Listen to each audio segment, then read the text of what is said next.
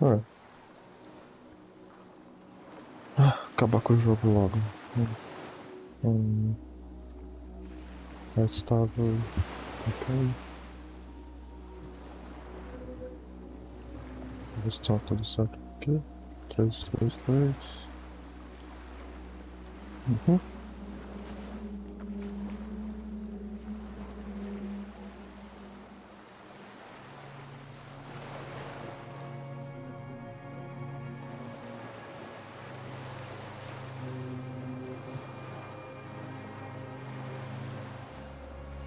Tá,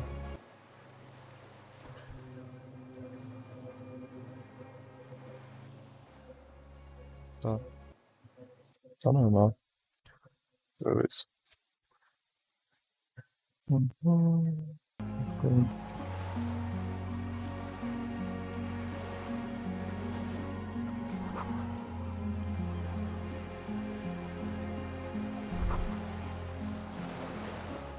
The chain trails off into the ocean, connecting the island to the supply depot on the coast. Yeah.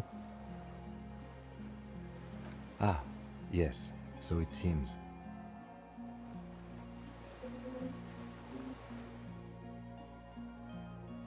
For bringing munitions to the island, maybe? And supplies? You could also lock the bay when you raise the chain. As a defensive measure, lock it off that side of the bay. From enemies. Enemies of the commune of Revachol. This sea fort was a revolutionary fortification, I believe. Technically, no, it doesn't. He's right.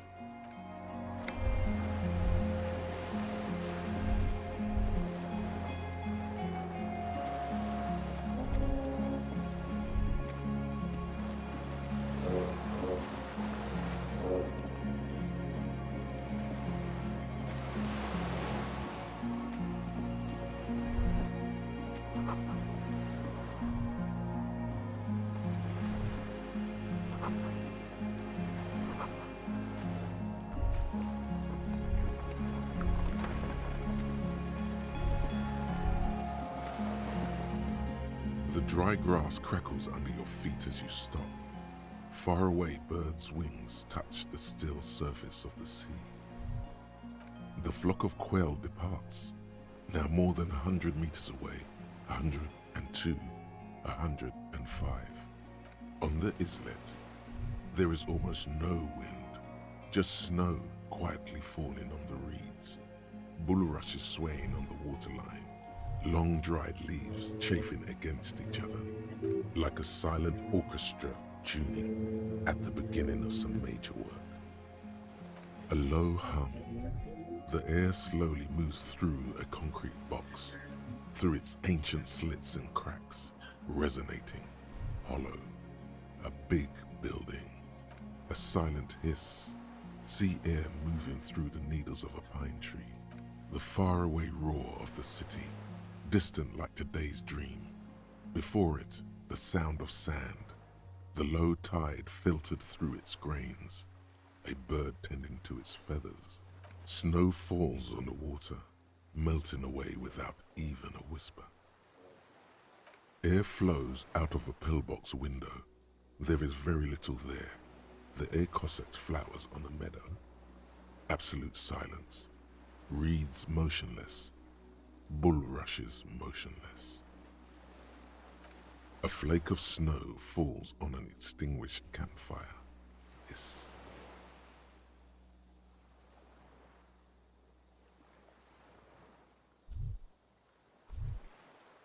Col de Mamadakwa. We are way out now, way out in the west.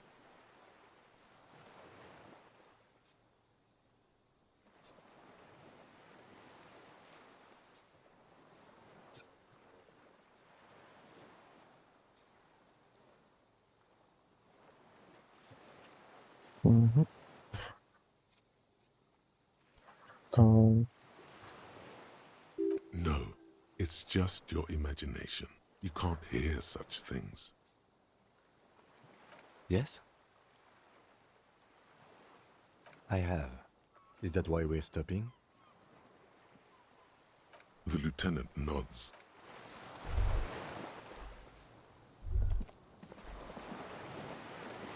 Oh,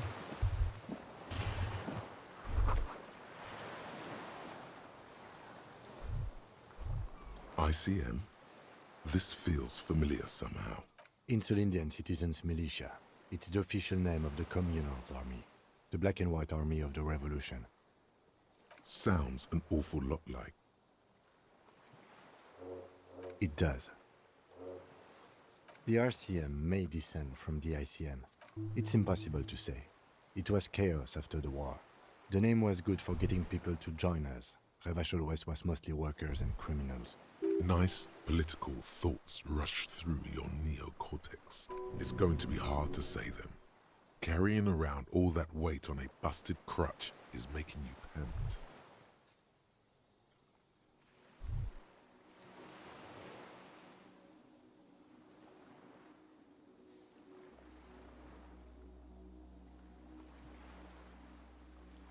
No one remembers the ICM. The connotation is less important each year. No, an upside-down star. With its horns in the sky, the symbol of the commune. No, that's the uninhabited archipelago. A DeLorean-era symbol of Insulinda, known as the face in the sea. After 44 years? That's not nearly enough to hide what happened here, Lieutenant Gefreiter. One of these barrels was still leaking fuel, as you saw. The city is full of things like this. Old bullets, guns, fuel.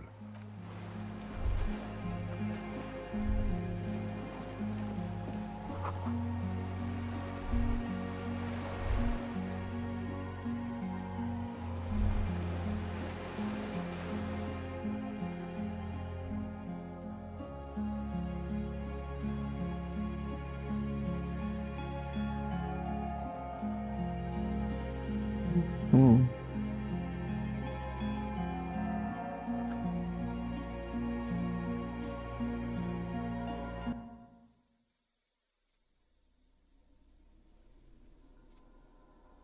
Nossa, esse negócio ainda tá zoado. Como é que eu conserto isso aqui? Não.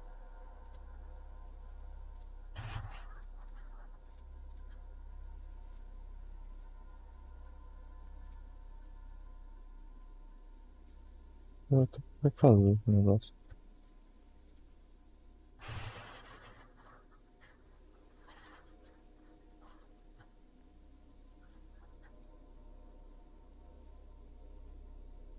Não.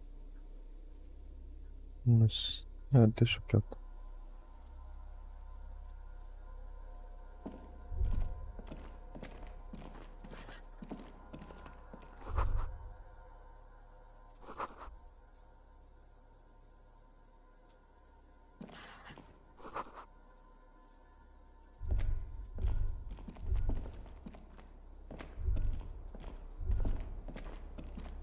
An old cylindrical generator is nested above the ammo lift, with makeshift electrical wiring running out of its side and across the floor. The cables disappear into the wall to your right. The lieutenant puts his hand on the metal barrel, checking for warmth. It's cold now, but someone has been maintaining it. The wiring has been repaired. Downstairs, somewhere? Liquid carbon. I would imagine it takes mazout. The kind that's favored by vagrants and fuel thieves. It's been a long winter, long and cold. If anyone stayed here, they'd need a generator. The hollow ring, the canister is empty. Dust falls from the generator and down into the ammo lift. I don't know. I'm not a philosopher. Someone with basic electrical skills has restored it in order to keep the room warm. Maybe it's the fire guy. The wind outside picks up suddenly, with a faint howl. Inside, it's warm.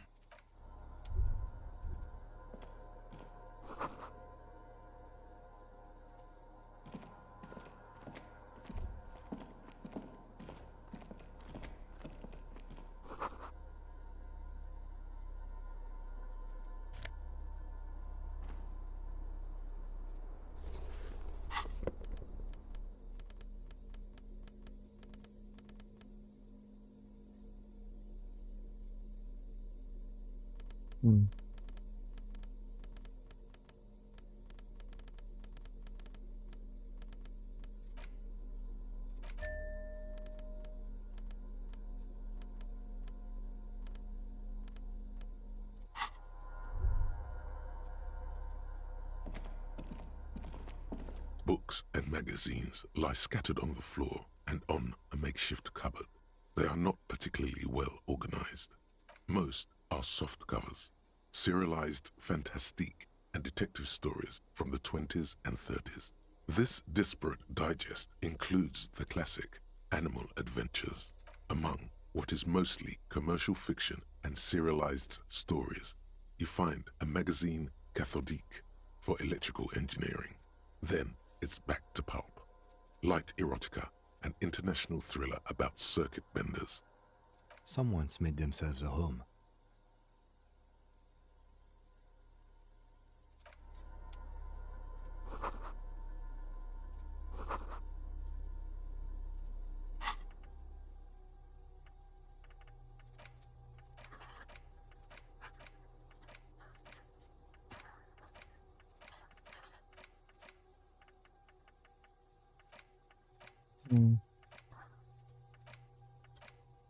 Let's look at.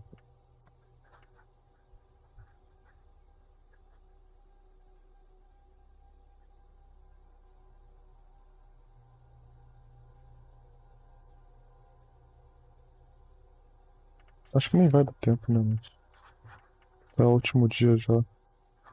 Então... Vou pra alguma outra coisa.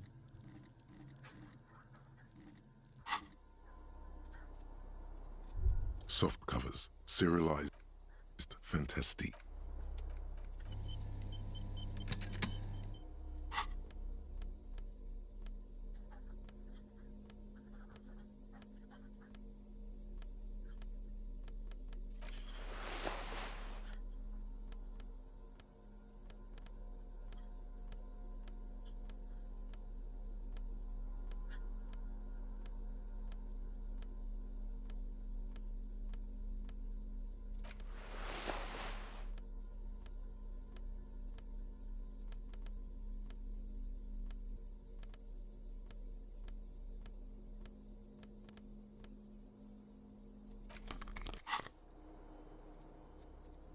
Soft covers, serialized.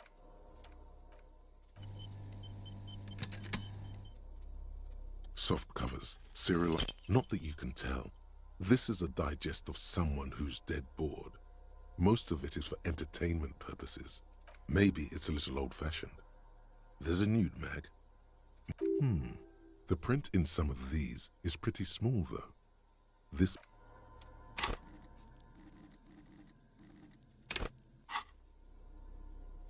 Soft covers, serialized.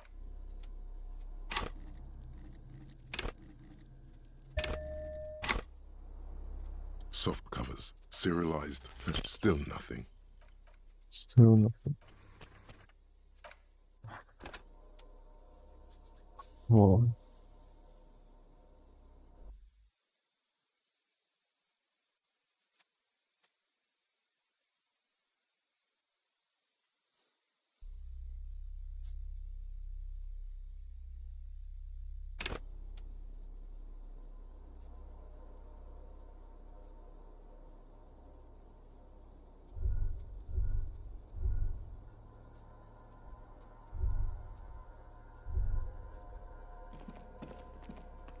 There's a greasy old spring mattress in the corner, resting on piles of soft cover books. White linen and a pillow are visible under a worn-out caracol blanket. Someone has been squatting here. The linen is fresh, recently washed. You force the rest of the sentence out through pain, thick as molasses, no longer able to hear yourself speak. You know, officer, you can rest here if you are feeling tired. I will keep watch. You could use some rest for what's ahead. Yes, anytime. If You don't have to. Soft covers, serialized fantastique and detective stories.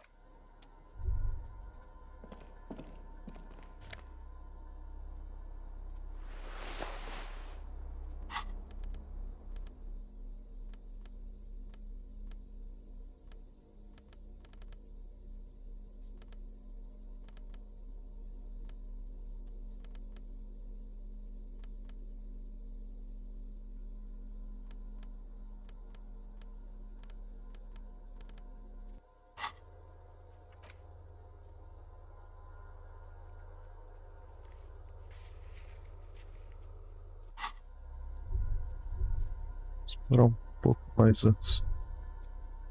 Hum.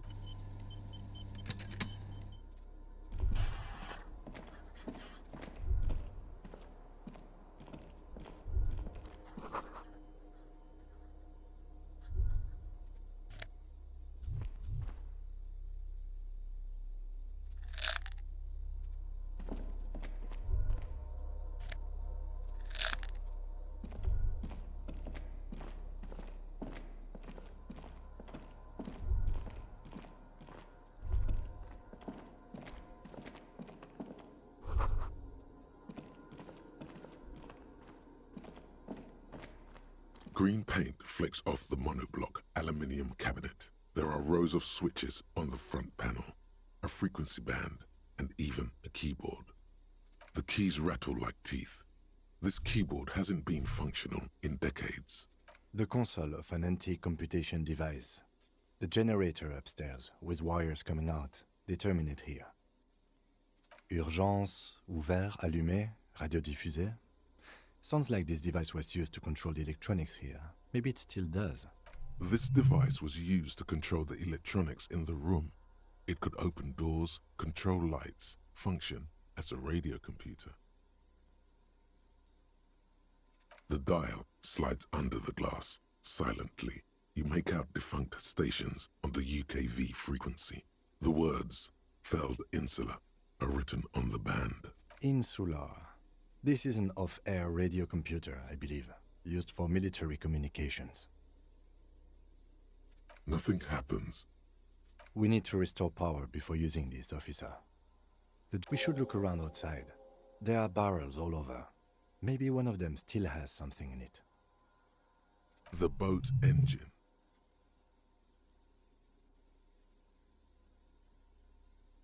But officer, then we would have to swim back to the mainland. The consul stands by, mute.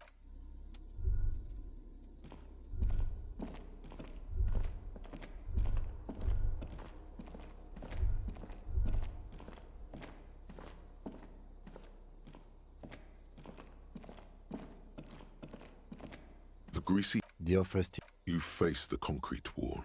There's less light there, in the dark corner. The blanket feels cold. The entire room does.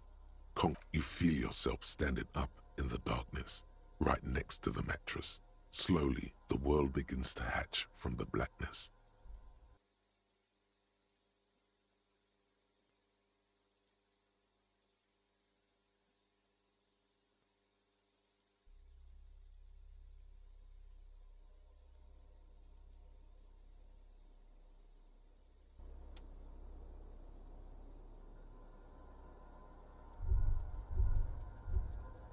I did.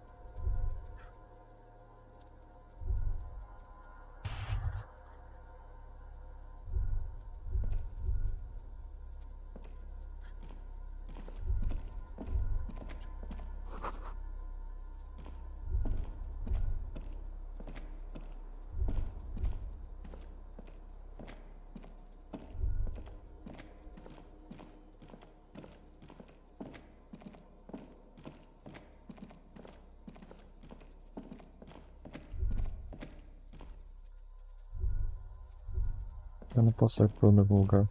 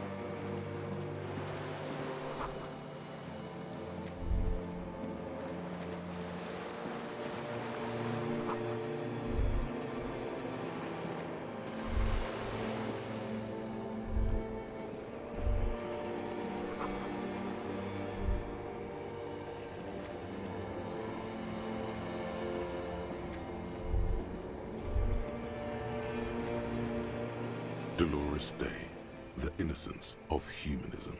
Internet. Okay, don't say you need to talk right away. Melt the ice first. This way you're already talking. But you don't even want to talk to her. She would only be... Let her go. This is the Holy Queen of the territories of Muindi and Insulinda. Think of the historic knowledge we could glean. This is a once-in-a-lifetime opportunity to win her back.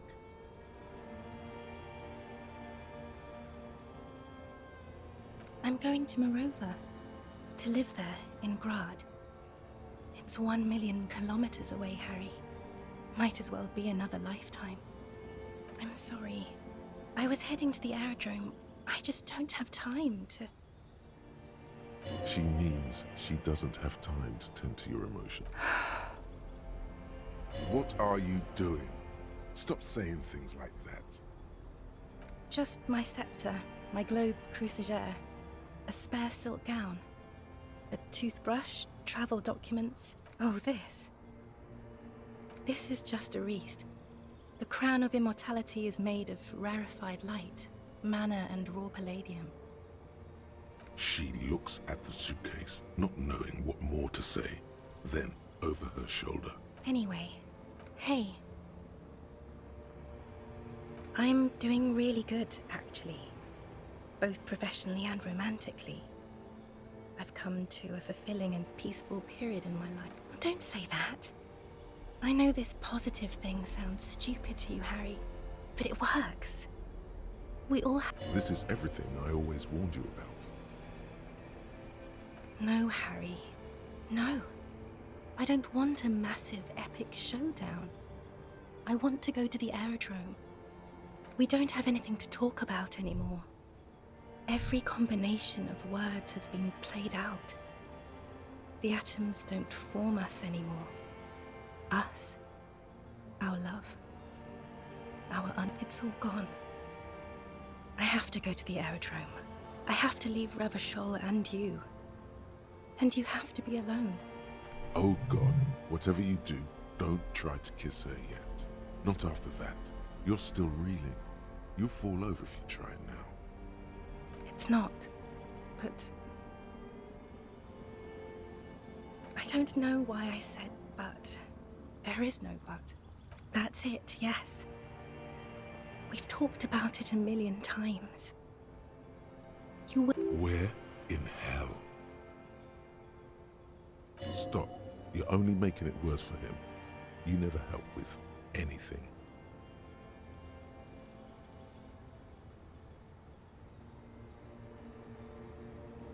See?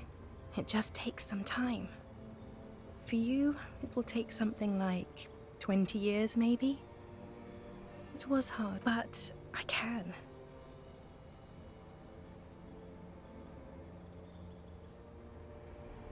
No, Harry.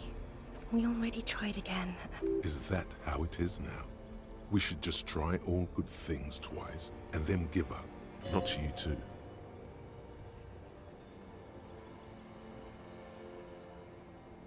She does not seem relieved at all.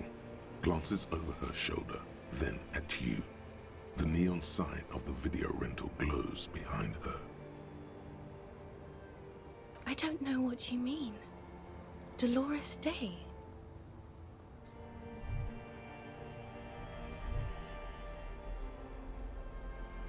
No, Harry. Not married.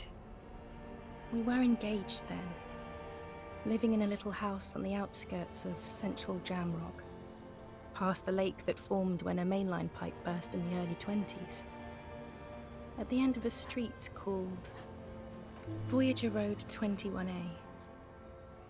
It was so long ago. It was 1,000,000 years ago, Harry. No, 100 million years ago. I loved you more than you will ever know. I loved you more than anyone has ever loved anyone. But it is gone now. Nothing came of it. No children. Nothing built. We live in the coldest of all possible worlds, Harry. Orbiting the most distant star. It is agony, sheer agony. How bad I have to go to the aerodrome.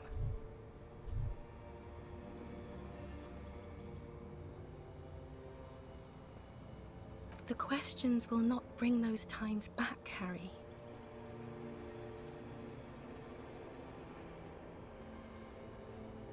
It doesn't look like it did, Harry. I'm sorry. Wasn't I Dolores Day just a second ago? I haven't even bought the tickets yet. Great. It's the abyss of the void. Soon it will be the gloaming, then it will be the world ending. What?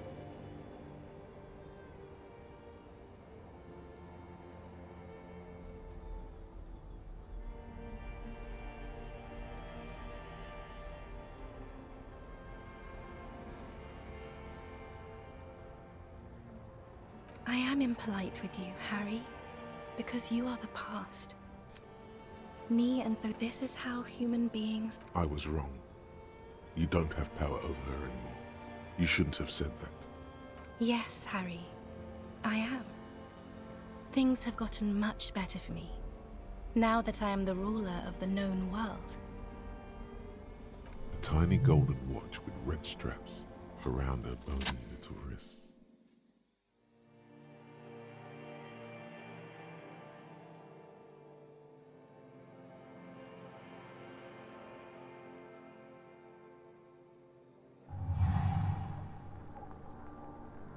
With your feet trembling from the steps you took, tepid and fearful, you stand against her. Her body, she is not kissing you back. This was not about failure or success. This was always going to be horror. I should not have suggested it, and you should not have listened to me. No.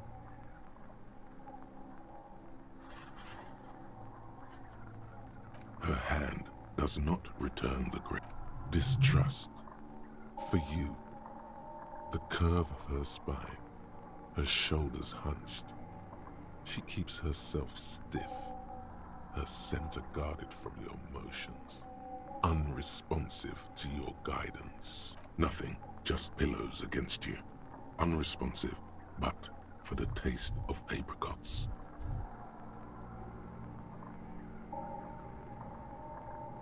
The delicate wreath on her forehead pressing into your temple. The silver is cold from the spring evening. The moment is ending, trying hard not to look at you.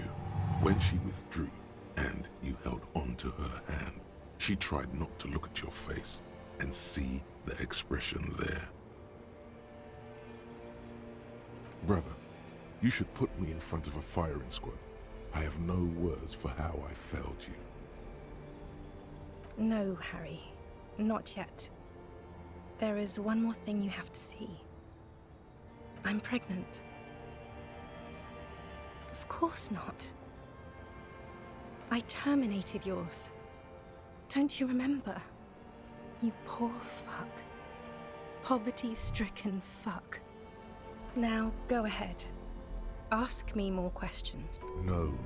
This had more questions. Ask more.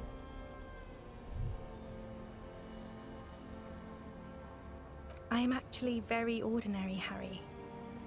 Below this gown and wreath, I have an ordinary soul and ordinary thoughts. The only thing, this thing you've made me into. I'm sorry for saying so, but I just hate it. My lungs do not glow, Harry. I am just like all the others. None of us have glowing lungs. Stop making me into some kind of...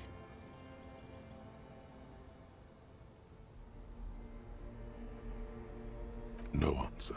The arches of her brows. Quit. You won't do any of that. You can barely make her cry. I have to, Harry. Really, I was wrong. You don't have power over her anymore. You shouldn't have said that. I am wrong about everything. You should go on without me.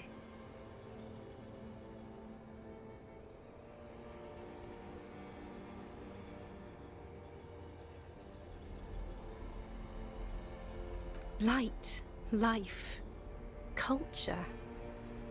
It's so much better than here. Everything here reminds me of you, and the horrible times we had. The nights we stayed up fighting for our dying love. I have to wipe it all off me and be clean again. I want to be a good person again. Not this. Not what you made me into.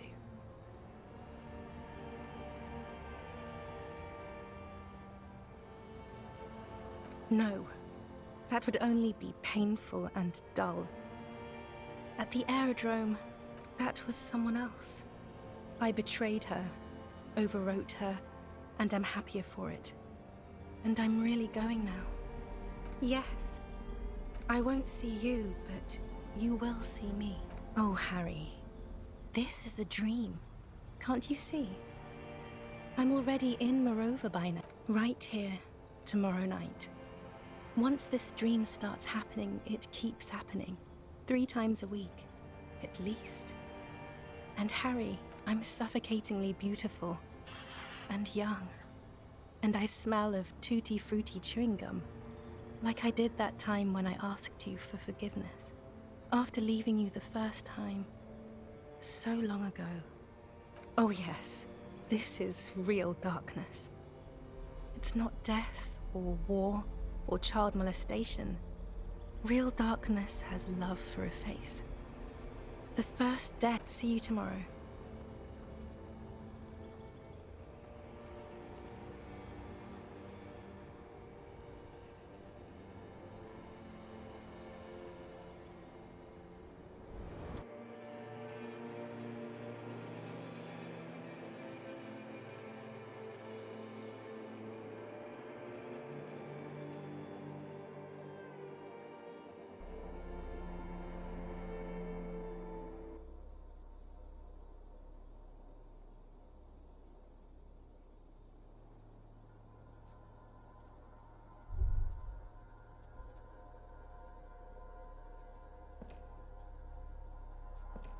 You're up quick. How was your sleep?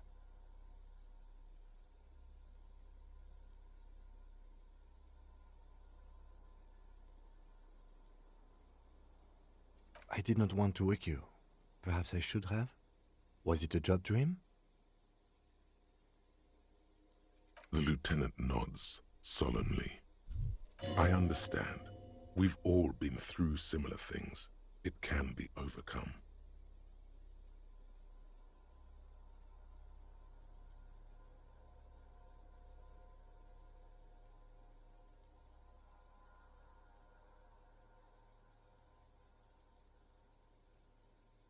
Okay. He's still worried. You must have really thrashed and squealed in your sleep.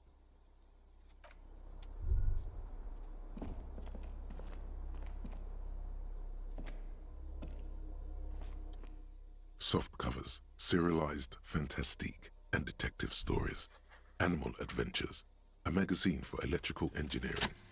Oh yes, under the bed, there is a rather extensive collection of critical theory, that is, dour, life non-affirming left-wing literature, published by small imprints such as Abattoir Firm and Ouzia. It's not exactly like reading.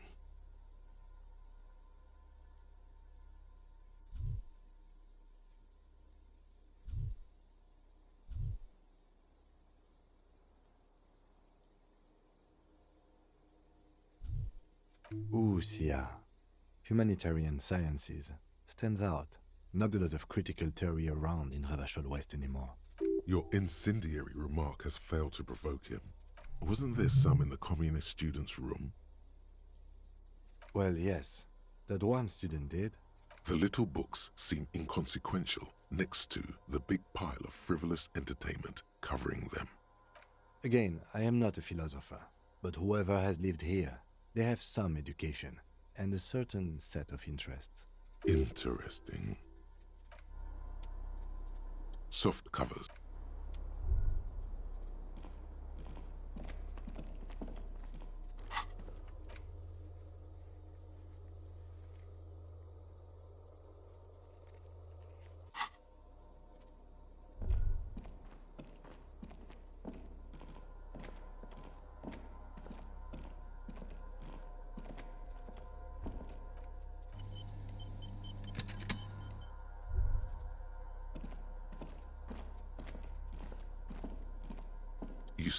small metal door nested inside a larger one. Another part of the island, probably.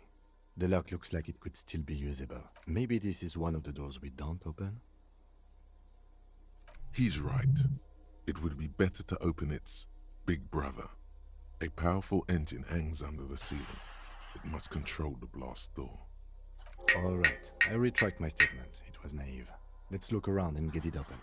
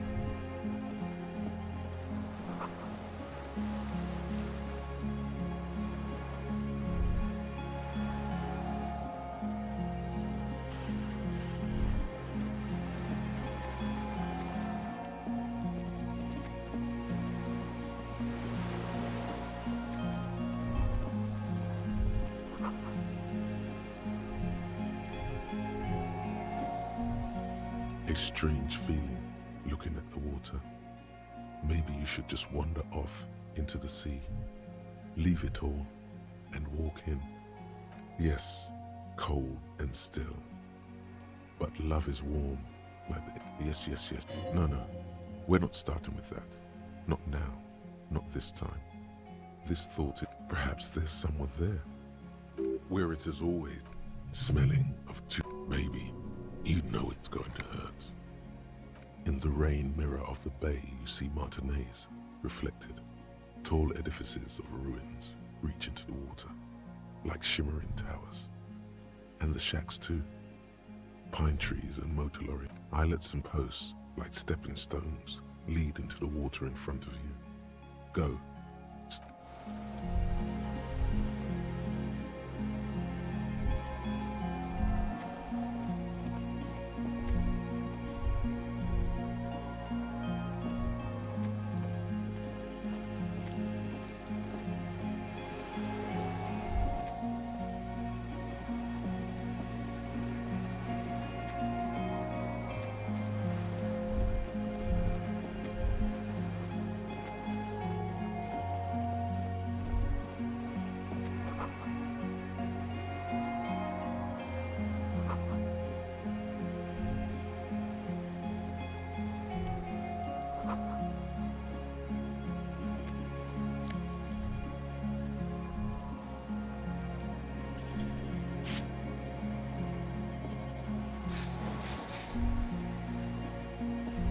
There's a rain-soaked mattress on a concrete slab. only half covered by the crumbling roof. At the head of it, double embrasures, firing slits like two eyes in the wall. B triple prime. This looks like a good place to shoot from.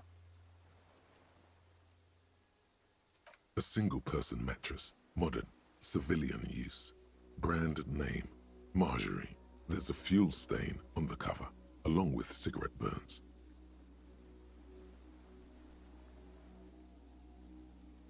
And an empty can of beans on the ground next to it, filled to the brim with cigarette butts. The silhouette of a tobacco picker adorns the paper filter. The brand, Tio Moteri. I may have been wrong when I said it wasn't important. This means the same person could have visited both locations. I didn't see any signs of smoking inside, though. If people live there, they keep it tidy.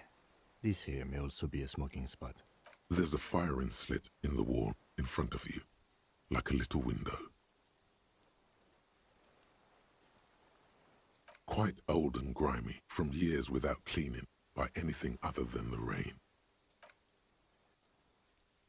The springs screech as you lean on the mattress and crane your neck to look out. A small piece of Martinez coastline opens up in the square in front of you, like a tiny landscape painting. 1 kilometer across the water, the ruins look familiar.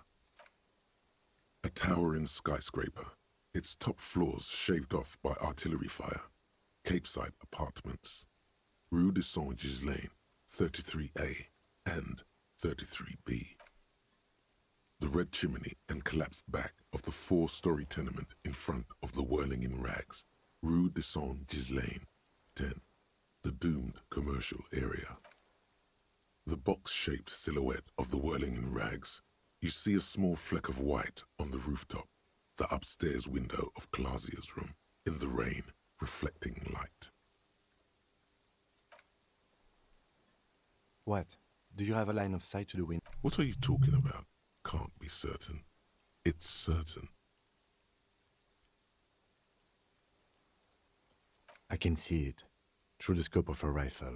The shooter would be prone, lying on the mattress, barrel resting on the embrasure. Cheek against a cheek rest, hand on the hair trigger, on a calm day like this. Good. I think we have it, Detective. The origin of the shot. This is the sniper's nest. Affirmative. Why? We don't go everywhere in the 1,000-meter radius of the crime scene. That's not procedure. Don't beat yourself up, officer. We did not put guns in their hands or get them drunk. The lieutenant pauses. Regret comes over him. We will make up for it. Here. I feel it. Where?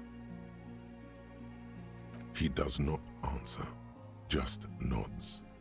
With his back hunched, he looks around once more and says, he feels uncomfortable suddenly. We should move now.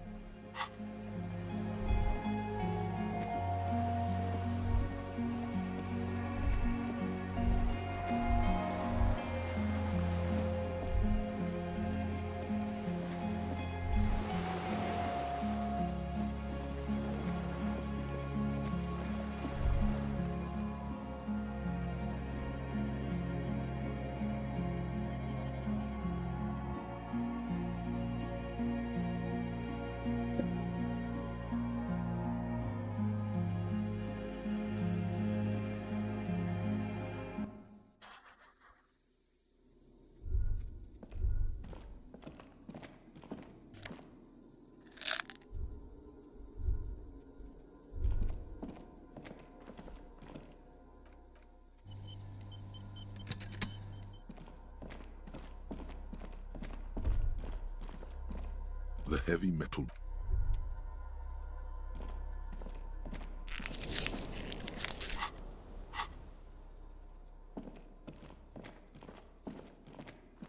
The console is... Possibly. Urgence, ouvert, This device was used to control the electronics in the room. It could open doors, control lights, function as a radio computer. The dial slides under the glass. Insular.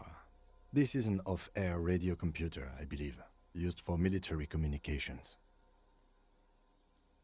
The dial. Insular. This is an off-air radio computer, I believe, used for military communication. Electrical devices do not work without electricity. We need to power the generator. Nothing happens. Nothing happens. Electrical device.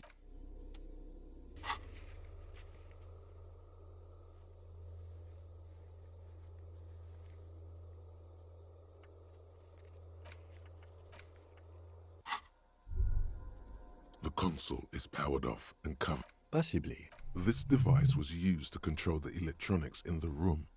Electrical devices. The dial. Insular. Nothing happens. Ah, eu tenho que encher as. Achei que era fazer tudo ali já.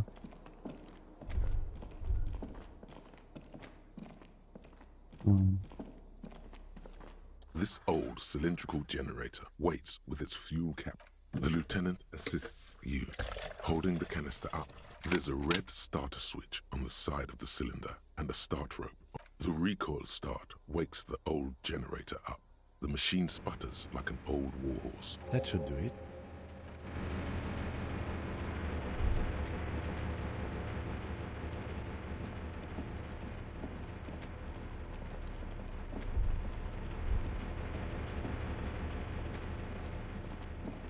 A dim golden glow. It's on.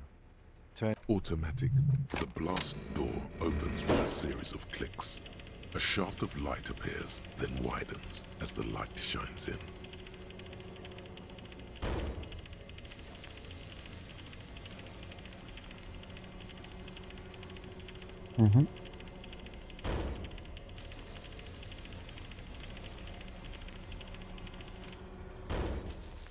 A sudden wave of anxiety makes your skin crawl.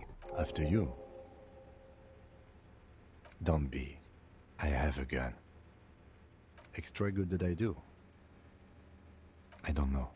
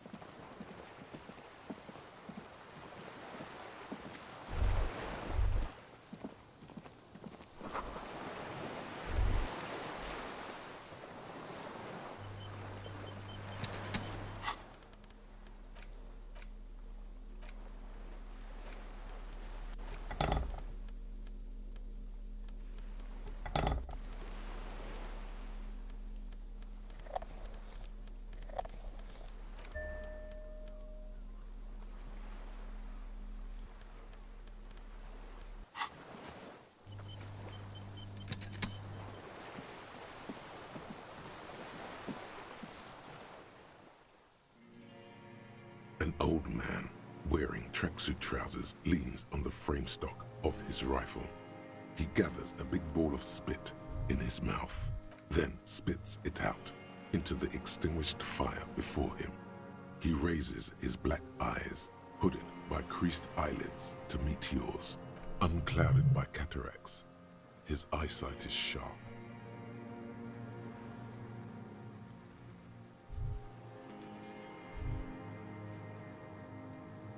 The what now? I can't hear you. I may have. All sorts of little rats have come sniffing around, trying to give up the position. The position sounds like a hiding place. Fire guy. Regressive bourgeoisie henchman. Can't even talk like a grown-up.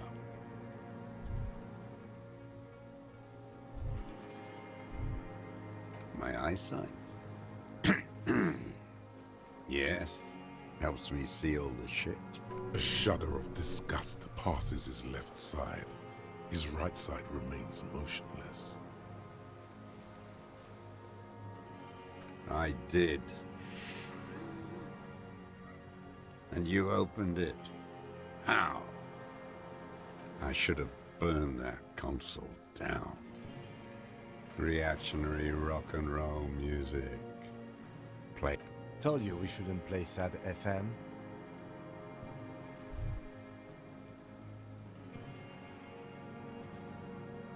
Sad FM, huh? I always hated that station. Phlegmatic, counter-revolutionary dirges. Sadness is a mental illness. A weapon of the bourgeoisie.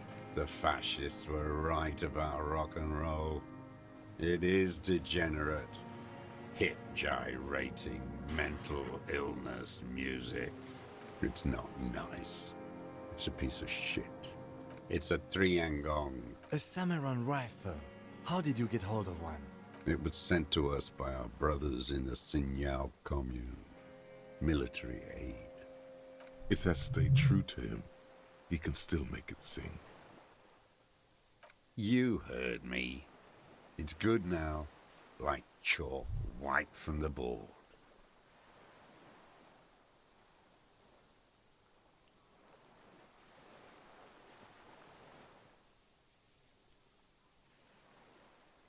No. Okay. Put it down now, sir. Or you're gonna blow my brains out before you question me. It's out of bullets. Like an amputated limb in the sand.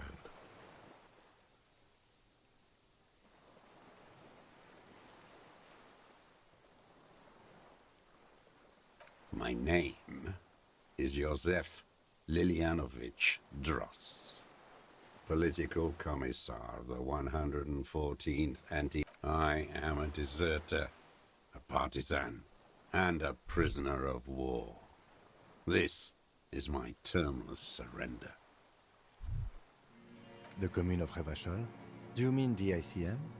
You're a holdover from the... From the Insulindian Citizens Militia, the army of the revolution. I was recruited in Jamrock in '07, trained in the École. I left my unit on the eve of the landing. When I returned here on May 14th, the commune had fallen. Still armed and ideologically trained, I wrote a... 51 minus 8. No. I've been on other islands, too.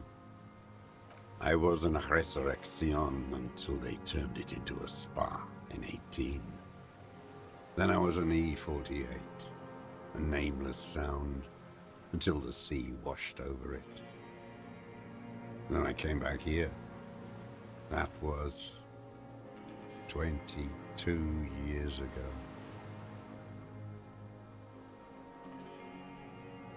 I was just 16 years old, 15 when I volunteered. I had a lapse of faith. You could say I misunderstood the historic role of the proletariat and thought Mazovian socioeconomics were fallible. For a second, I doubted the irreducible laws of historic materialism. A second is all it took for reaction to take hold.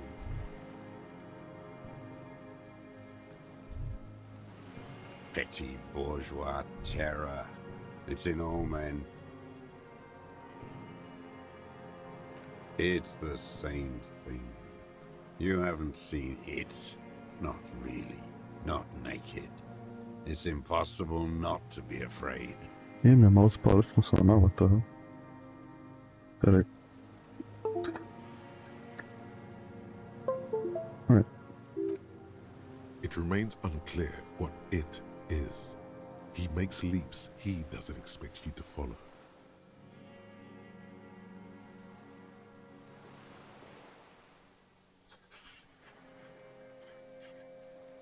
And this was when? May the 13th, 08. 44 years ago. The horizon was black with coalition airships. Their petroleum rose to the sky, and it looked like it formed the cloud. The combined might of international capital. All at once, all the greed and terror in the world tore into Revachol. It lifted streets from the ground and turned houses into ghosts. We were in the flak tower, huddled on the floor. The artillery was 80 kilometers away in Ozon, but I knew the commune would fall. We would all be turned into ash. So I said I was going to the map room. A terrible shame, still within him. The lobes of his ears are red with it. The shame and smallness of what he became. No. I climbed the chain link across the water and hid inland, in the bunkers there, like the weakest of the weak. A mouse, frightened of the ordnance all night, and the sound of the rotors in the morning, whirring. Airships, multi-roted airships used in the landing.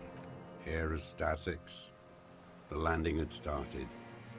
I climbed out into hell. There were ships all above, hissing, whirling, and men pouring out. The chain was submerged, so I had to swim back. The fortress was half submerged too, shattered. They'd all drowned in the lower levels, or got torn to shreds above. The anti-aircraft gun had malfunctioned. So had I. I left them without ideological direction. It was real. I'd seen it. The mask of humanity fall from capital. It has to take it off to kill everyone, everything you love. All the hope and tenderness in the world. It has to take it off just for 1 second to do the deed. And then you see it, as it strangles and beats your friends to death. The sweetest, most courageous people in the world.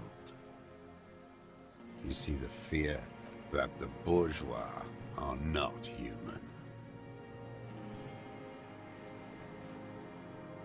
I had to fight it. I had to never stop. 43 years and 10 months.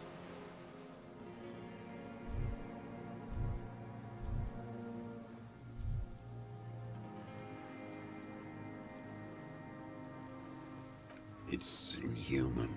It's sick. It's not how a human being should live. But I had to. I couldn't just forget. I could... He nods, but he can now. What have you been doing during all this time? Hiding, fishing, waiting. Always waiting. For her to return. Her who? Girl child. Revolution.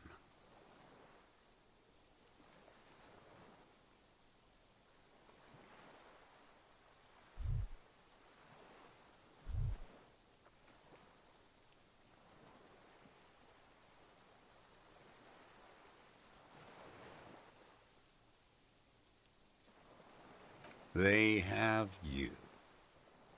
The material base for an uprising has eroded.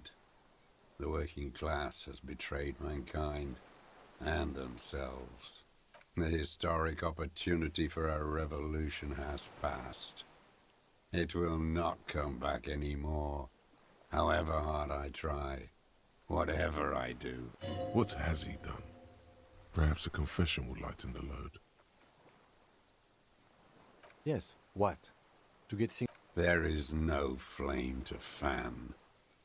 There is nothing left of the world, of our dreams.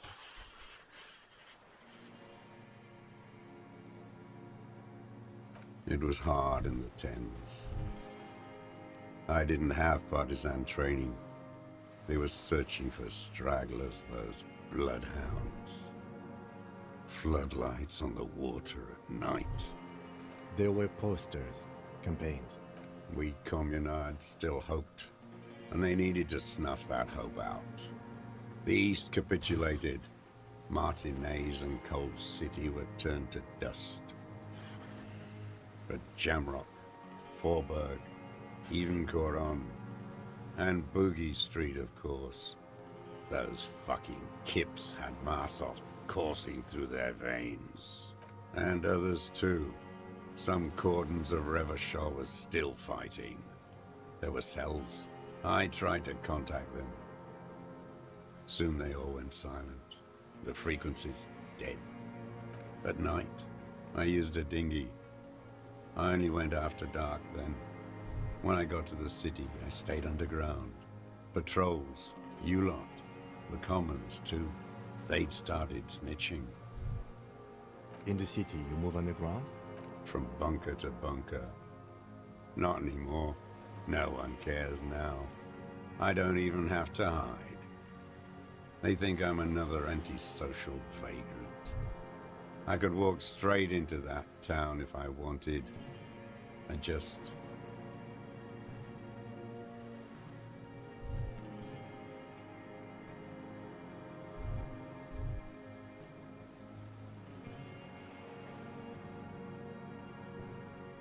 So you finally found it.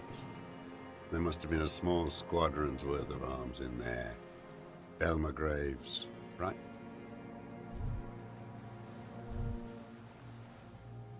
Useless now. Rusted away. So you've been there? Sleeping. Some nights. Ammo scrounging on others. Those McGraves were shit, even before they corroded. Some had bullets in the chamber, however.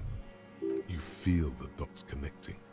Little dots on the map he's walked across. The propaganda bunker. Propaganda bunker? They stored leaflets there. Broadcasting equipment, too. Made broadcasts, I think. Propaganda officers. I buried them with their leaflets. They killed themselves. 2 young boys. A lot of our boys did. I spent some winters there. Never liked it. Kept thinking of them. No need to go underground anymore. It's better in the ruins, on the ground. I do. They're good. Plenty of tar. I like that boy on the pack, too. Reminds me of the last century. I don't want to. They're all traitors. He does not want to see life moving on. People forgetting, drinking, laughing. The old man looks across the water, at the city, the ruins, the motorways rising above it. How does anyone survive? Now hold on there. You're insane and grotesque. Everyone steals. How is your health? I've been throwing up blood since winter. He does seem frail, gaunt for his age, more like 75 than 65. Trouble putting on weight could... TRCM can provide medical services. I need to die. You don't have medical facilities. You have guns. That's all they give you. Toy guns.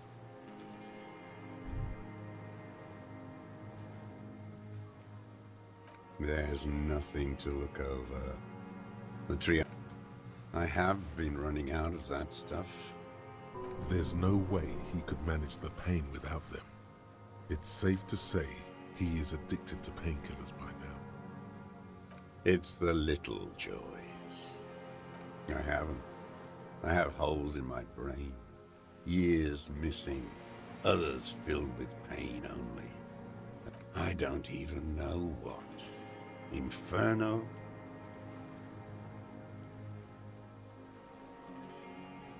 At least you know it. The traders of this city turned the lights back on in the 30s, after the fighting stopped. Ruins, glittering in the dark like a fucking merry-go-round. It's disgusting. Are they not heartbroken? How could they have moved on? You're with the RCM, the coalition-appointed mob that enforces bourgeois morals in Revachol.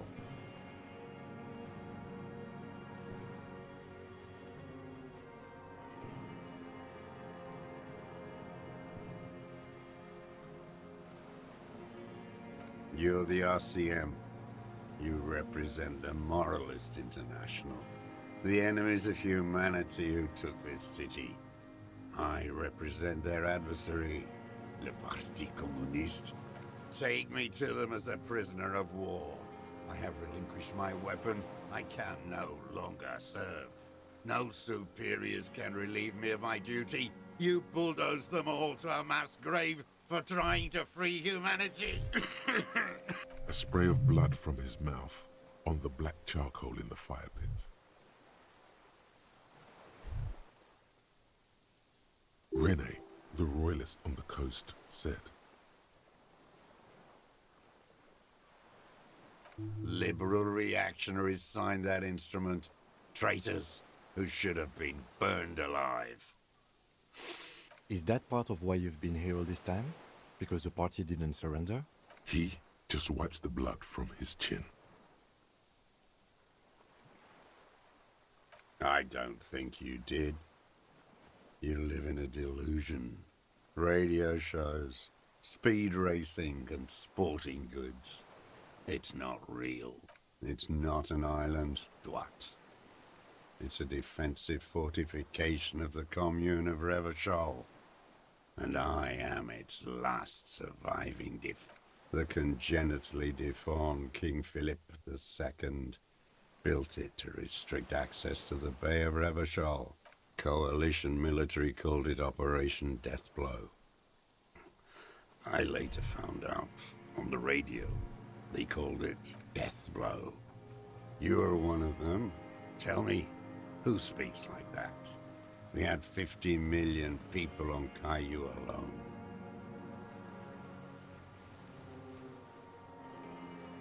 Iblis, the black-eyed angel. No, I am not a soldier. I am an ideological officer. I belong to the party, not the trained in historical materialism, then assigned as a political commissar by the party. These things used to mean something. He nods slowly, then another tremor.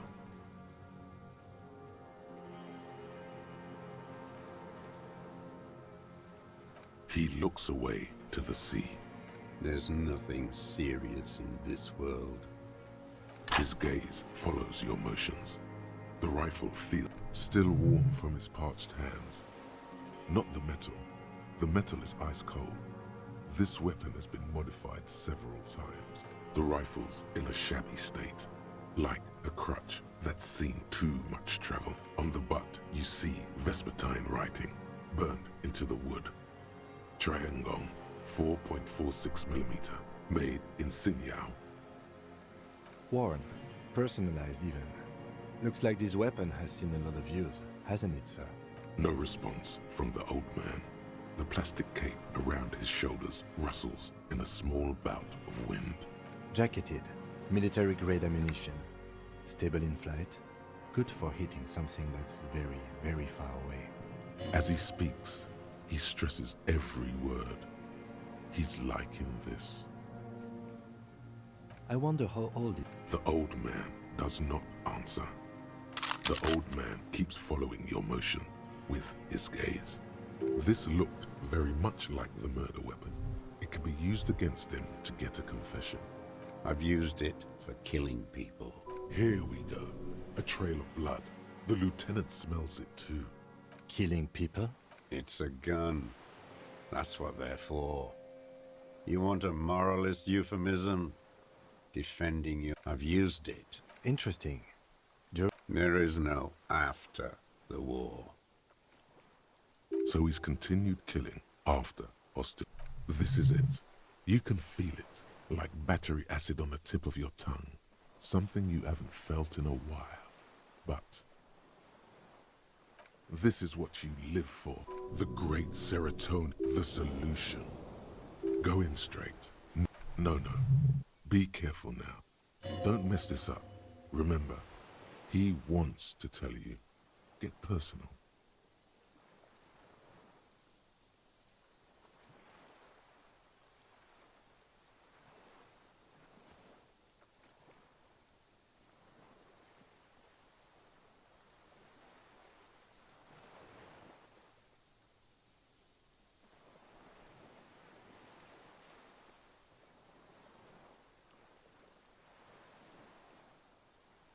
What did I just say? What did I just tell you? Don't drop the ball now.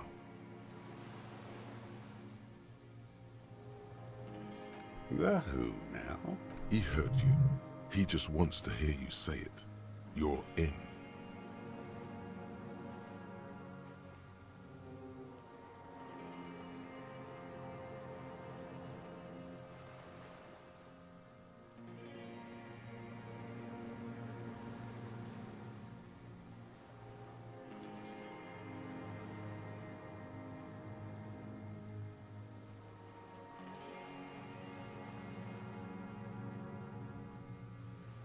Oh yes, that one.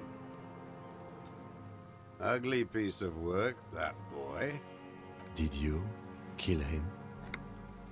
I am a son of a welder and an officer of the commune of Revachol. I do not collaborate with murderers and pederasts of the liberal regime.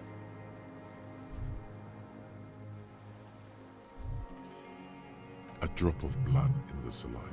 Exhaust him with proof. Pile it all on him. Get a confession. The gun. The murder weapon. The scent of blood in the air. But what else? Something about the tracks. Suddenly, all those tracks are so confusing. Go with something else first.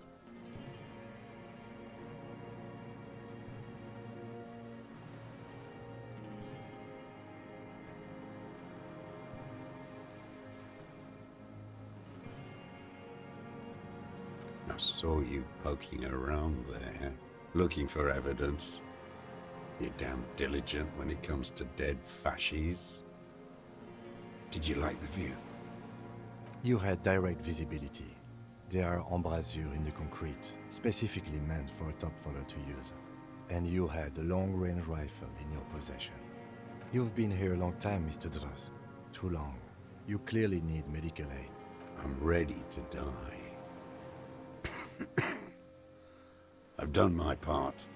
He's practically admitting to it. Dead fascies for fascists. Done his part.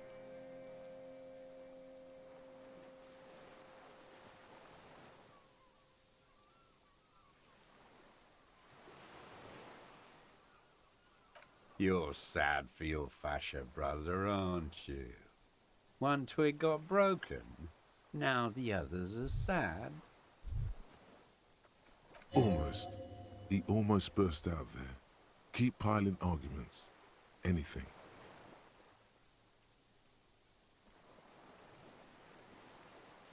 Wait, here it comes. The goddamn Maybells. The dried Maybells on Clausia's roof. There were Maybells in the grass when you got here. They're revolutionary symbols from the war. Nowhere else, nowhere in all of Martinez have you seen them this spring. Wait, don't forget the footprints. The diagonal prints in the dust in the secret space behind. You got it. Remember?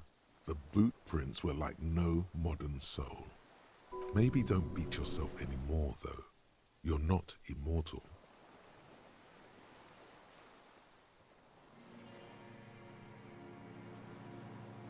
Everything is brands with you individualists. Who cares what brand my shoes are? Sansa? Some shit. Show me the souls, please, Mr. Drost. Fucking imbecile. The maker is Sensorique. The model is Cordobe, and the size is 43. These are not the unusual horizontal patterned soles you saw in the dust on the floor of the hidden room. They do, however, seem to be about the same size. The size fits, but not the soul.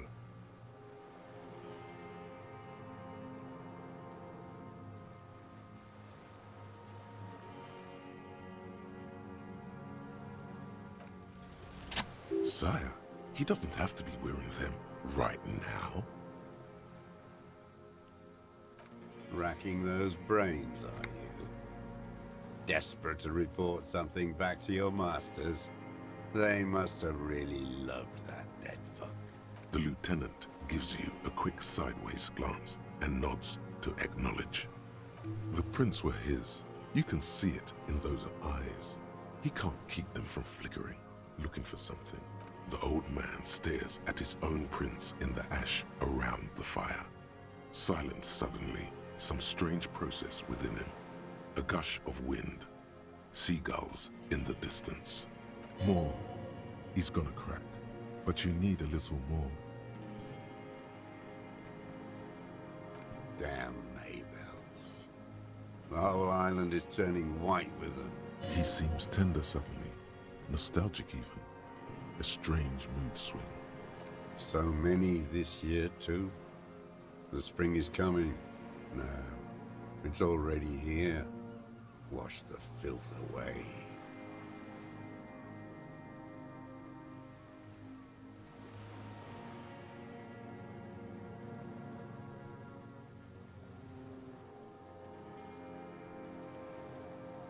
They blossom on the islets before we fertilize them with our blood. Resurrection was the coast, too, before they piled their containers on top of it, filled with broken, useless trash for fat-fingered bourgeois children to play with. You must get around a lot to stay undetected all these years. Do you know any secret paths? Pinball workshops? I may. Classier. With the victim.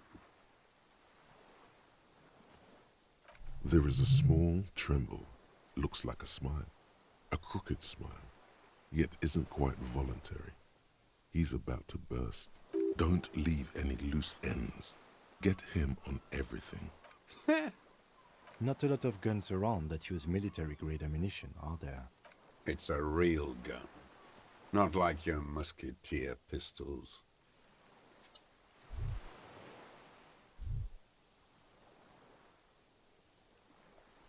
You look like imbeciles. Why don't you ask them to give you real weapons? Going against automatic rifles with these toy guns. Of course you got those boys killed. Damn, he saw you. He's watched it happen. He would have a good view of the tribunal from here. It's not just empty boasting. So he saw you. Okay. So what? Don't let it divert you. Like, fuck you did. You didn't Jeez, handle didn't. anything. I watched it happen. You let those beasts rip right into them. Got the fat kid killed. The old man, too. None of those people mean anything to you. You're getting diverted. Push. So you watched the fight. Did you like what you saw? The mayhem. It was all your doing. Your plan. You got them killed. You don't know anything.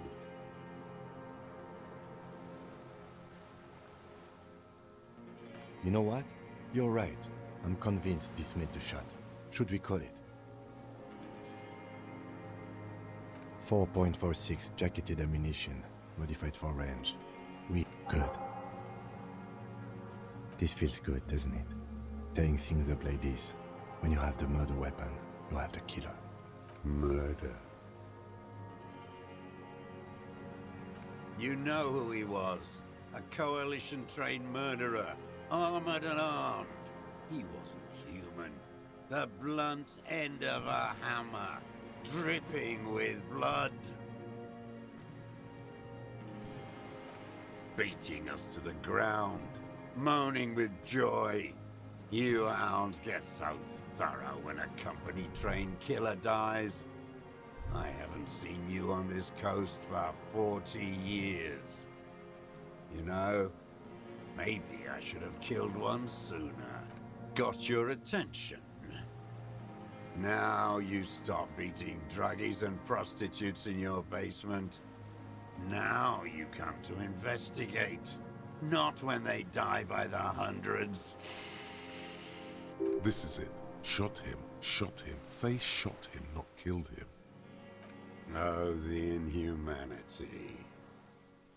One paramilitary less in Revachol. The lieutenant raises his right arm to hush you. Hush. He does not need to be pushed anymore. The ball is rolling. While the lieutenant listens, holding his breath. I had them in my sights. Both of them. Him and the whore. I was breathing with them, in phase. And I pulled the trigger and flew on the air until I landed in his mouth. Minha mouse tá falhando, tem que comprar outra. Wait, manter o clique ainda. I didn't think I had a shot like that in me anymore. I did. I saw him kneel there with his mouth full of death, and that stupid look on his face. And his dick still in her.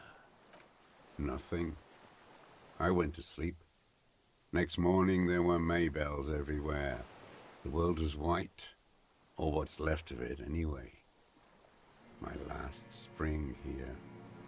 I knew the fascists would come to avenge their own, and so they did. Mr. Dross, are you aware you're confessing to murder? Yes.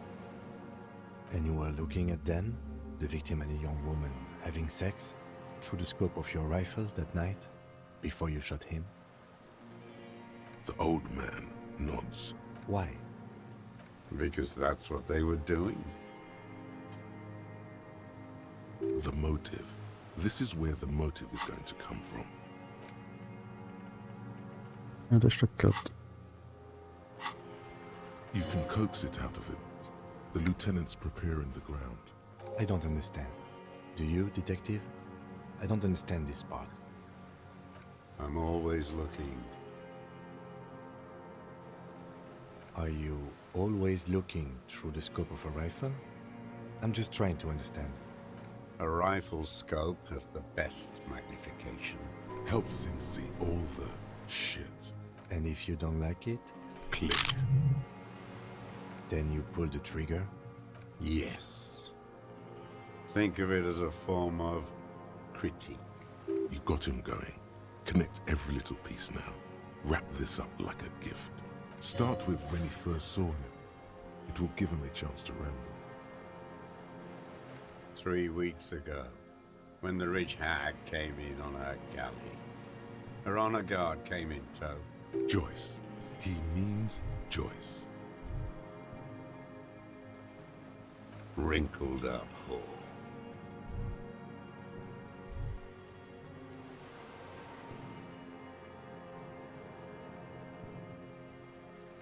They moved into a deserted apartment above the roundabout. Radio equipment out for all to see. Reactionary radio playing. Sloppy and drunk. I've seen their kind during the landing. Those Occidental and masked phalanx weren't conscripts. Boys like us. They were whites. All they know is to destroy and hurt. Barely alive. They like to kill while they're on their drugs.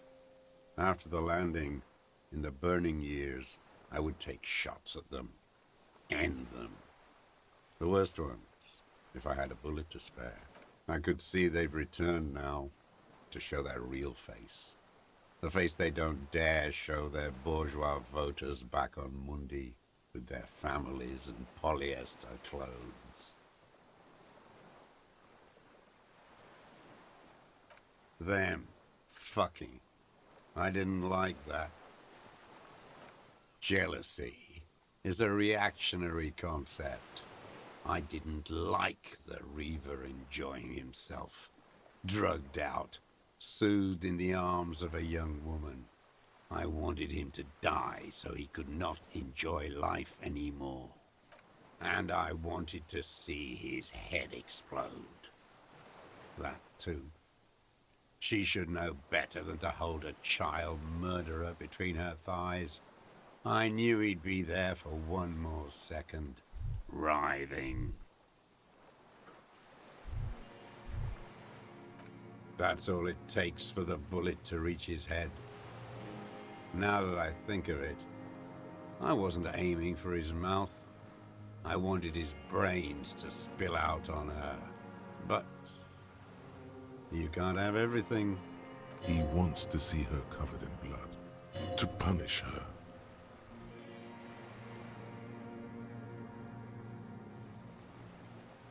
Since she came to Martinez, I saw her sneaking in the reeds early in the morning, behind the Fell building.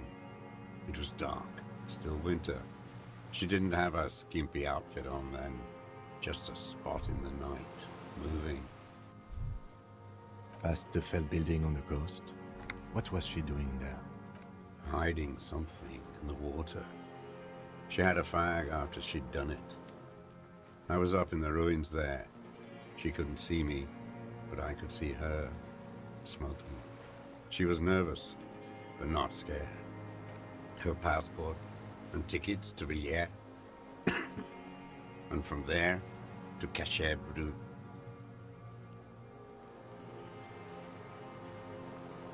After she was gone. Did you keep the documents in it? No, I put them back. Why would I take them? I'm not going to foul.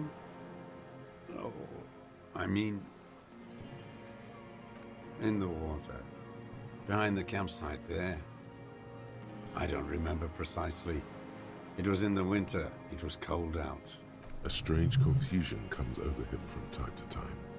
Some kind of aberration of the nervous system. I did. She had a face like an archipelago with those birthmarks, and a body hard and lean and bruised all over, black and yellow. I could see she's taken a beating. I could see who she was, too. A spook, on the run.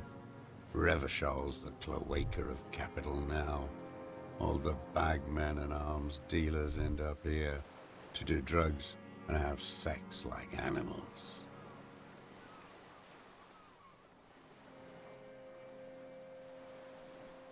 You could tell she was a spook from the document. She had different color hair on the photo, and glasses. Forged. Some sordid bourgeois affair. I've heard about this kind of thing on the radio. The bruises. You can't make that out in a scope. You can't see bruises through a scope. It's just a blur.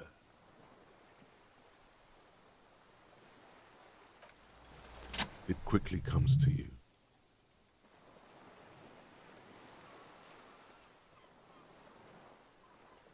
Oh, yes. Cutting those drugs of hers into little lines with a knife. Masturbating. Did you make that hole? With a clip-point knife. Good for listening in, too. For hearing the moaning and the snorts.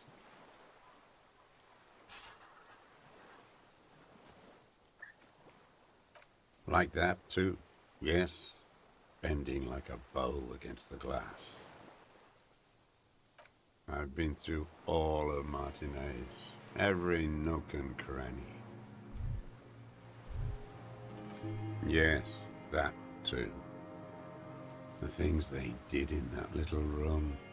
What she'd do to feel good. Funny the way light works. You turn it on inside, and it gets so dark out, you can't see a man looking in.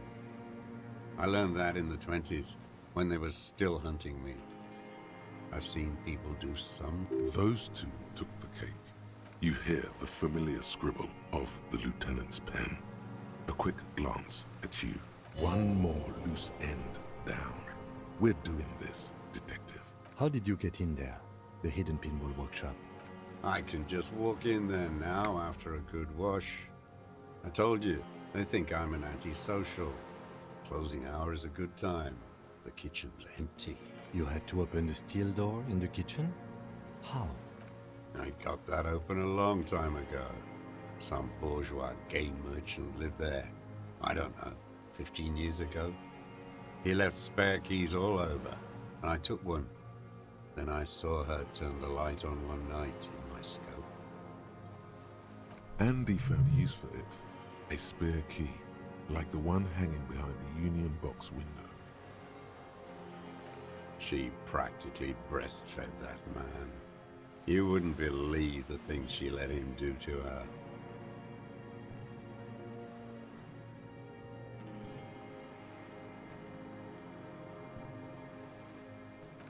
No one gives a shit what you think.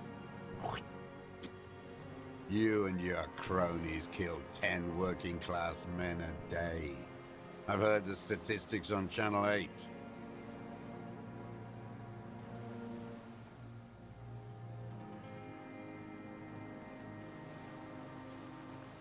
There's nothing. The coals of his eyes glistened suddenly, like stones dripping with water. Man needs to feel something else. In this fight, it helps if you have your eye on something there. It's weakness, I know.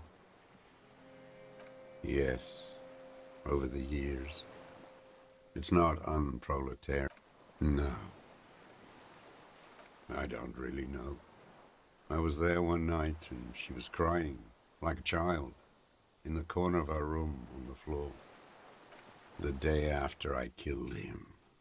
Yes, I don't know why I do the things I do anymore.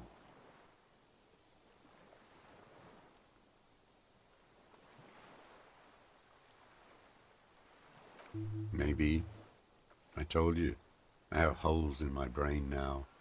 I wouldn't just sit here waiting for you. A sudden pang of rage.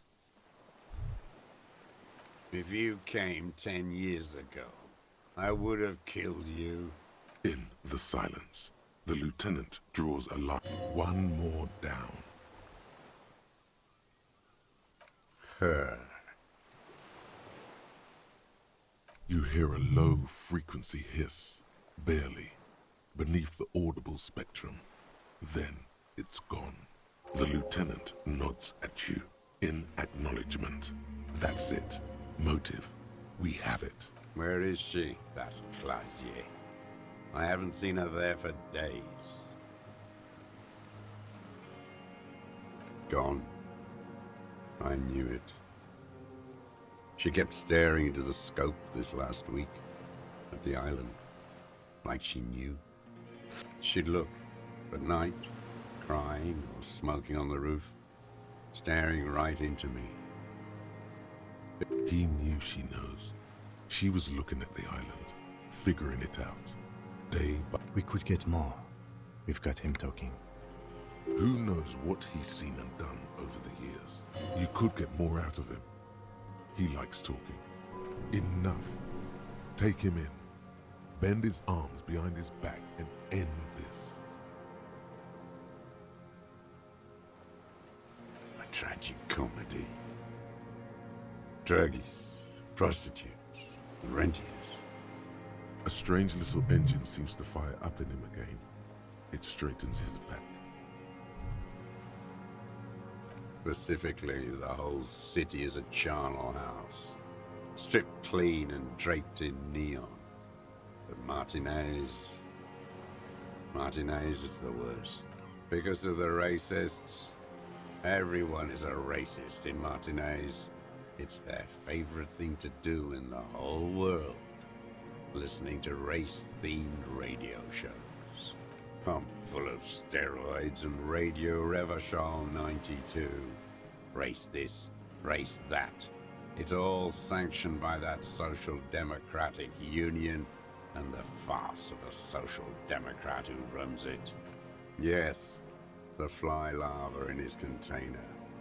He let some nihilistic advertising yuppies erect a statue of Philippe III, a syphilitic murderer, on the town square, to spit on the working class. Not since the serfs of ancient Pericarnassus has history produced a more inert social class than the Martinez proletariat. The rest of Revachol at least pretends to rebuild. These people still live in ruins. In tents, like animals, like those boom-boom morons on the ice. A pity they didn't drown in that tent of theirs. The worst of them is the blood-drenched Sucrion on her yacht, licking her lips. The old whore's gone now. Her gun-toting porcelain men are dead. So, actually, no. The worst is that old cock parading around in his uniform, throwing balls all day. It's not enough that the racists and liberals are dancing on our graves. The old loyalist ghouls still parade the ruins too. Every morning he's there, while the parasites he fought to protect are off in Ozon, or Coyamorang, or some other island they built their palaces on, feeding on drugs and having sex with their own children. That's all the rich really want. Sex with their own children. Throughout history, even the royal bloodline of the suzerain, it's all just an excuse for them to have sordid sex. At least that old cunt Fricelle is now dead. We did good when we pushed him under the horse car, until, in the 30s, those disco whores.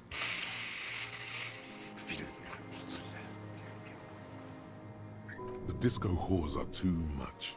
Hatred shuts down his brain's language center, leaving only a nonsensical sputter.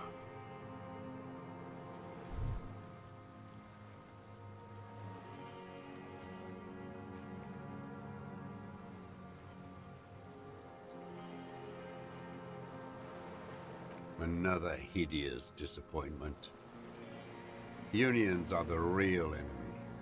The true enemy of the proletariat. Placating the masses.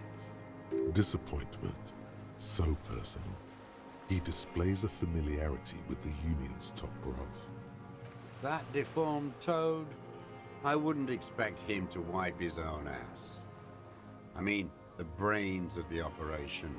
The smart one. He talks a big game about uprising and social base.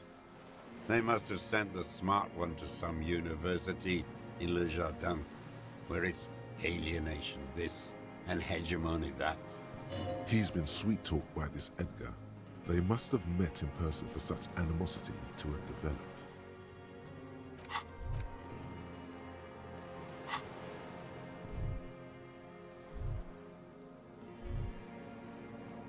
You can't live alone. The Clares wouldn't miss a man hidden in their own backyard. Not all this time. Nothing happens in Martinez without them knowing. Of course. Maybe the Clears asked him to. Don't go straight for the kill. Exhaust everything else first. Soften him up. I haven't approached anyone. I've hid. It was Edgar who came to me. How did he know you were here? He didn't just stumble in like an oaf. He figured it out. Some kids told him about a monster on the island. I told you, he has brains. Stepped right off the boat and walked down where you came. I even kept the door open for him. Thought he was a man of the left, wouldn't rat me out. I was right about one of those things. Edgar did the talking. Paid his respects like I were a fossil in a uniform. Offered platitudes about the struggle. Flaunted his pink degree. Even quoted Marzov. Never trust a social democrat who quotes Marzov. Oh, and charity too. They love their charity. Offered me blankets and social housing. I still have the gas cooker he brought. Let me be here. The ZOC is an unlawful successor of the Commune of Revachol. We took this fortification from the Loyalists. Even the Clares understand this. They let him be here. Understanding was a courtesy. But why such a courtesy? 20 years ago, neither of them could walk now, could they? They were let... That's around the time the Clares came to power. You know why I killed that fucker, Duat. As to Edgar, I'm not doing anything for that swine again. Again? What have you done for Edgar before? Tried teaching him some Marzovian socioeconomics. They didn't stick. We parted ways. Okay, he didn't do the hang the man for them, but he's insinuating something.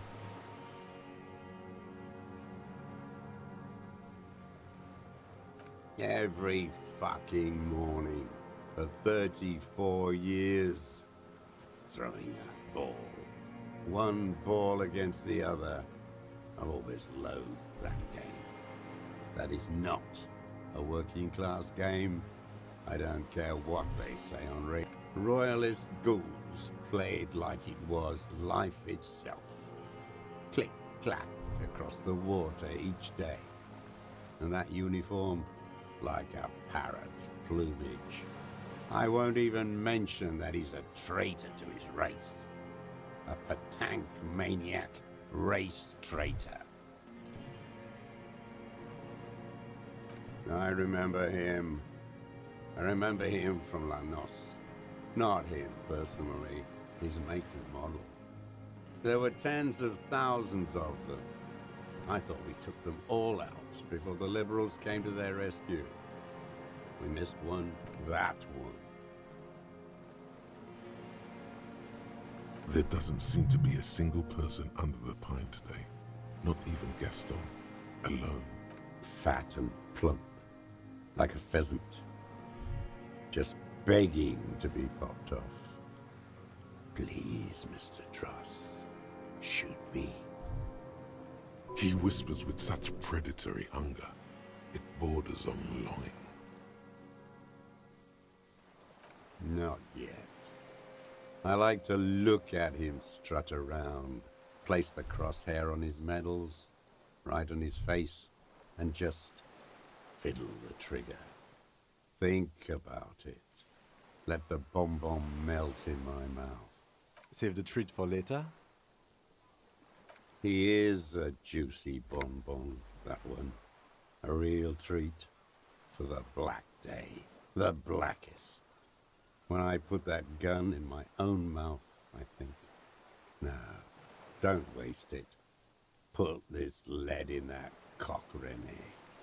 For the boys he killed. And then I look at him throw those balls, and I suddenly feel better. I even hid one bullet, so I'd always have one for him. Haven't seen him around lately, strutting around. Must be down with arthritis. Hearing it may destabilize him. You sure you've gotten everything from him?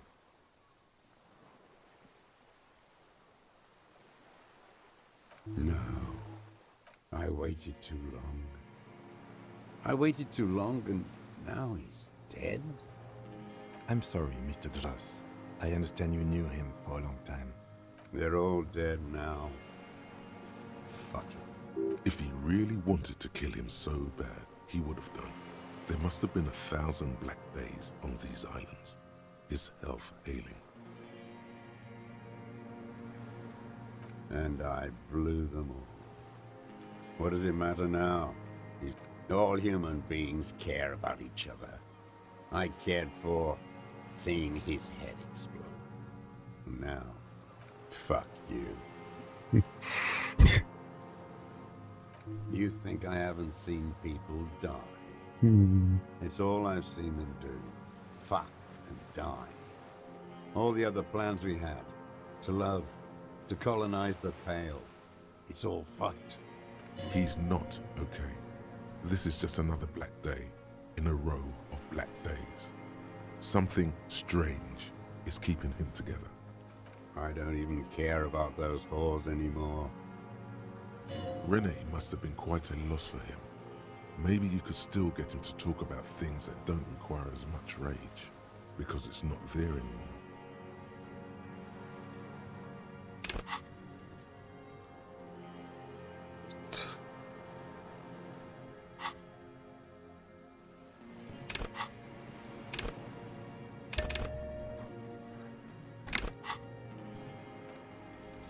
The connection comes to you like a splash of cold water.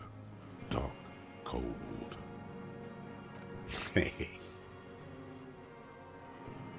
He acknowledges it. Here we go. A twist behind the dark bend. That bourgeois cow, Tiffin Holly was her name. Licked the rich man's hand every time he came to town. Never seen a labor leader so hot on mutual cooperation. And money. She liked that too. That Holly was a real bridge builder and a deal maker. Bordering on sentimentality, it drips out of him, tempered by something familiar to you. A familiar rage.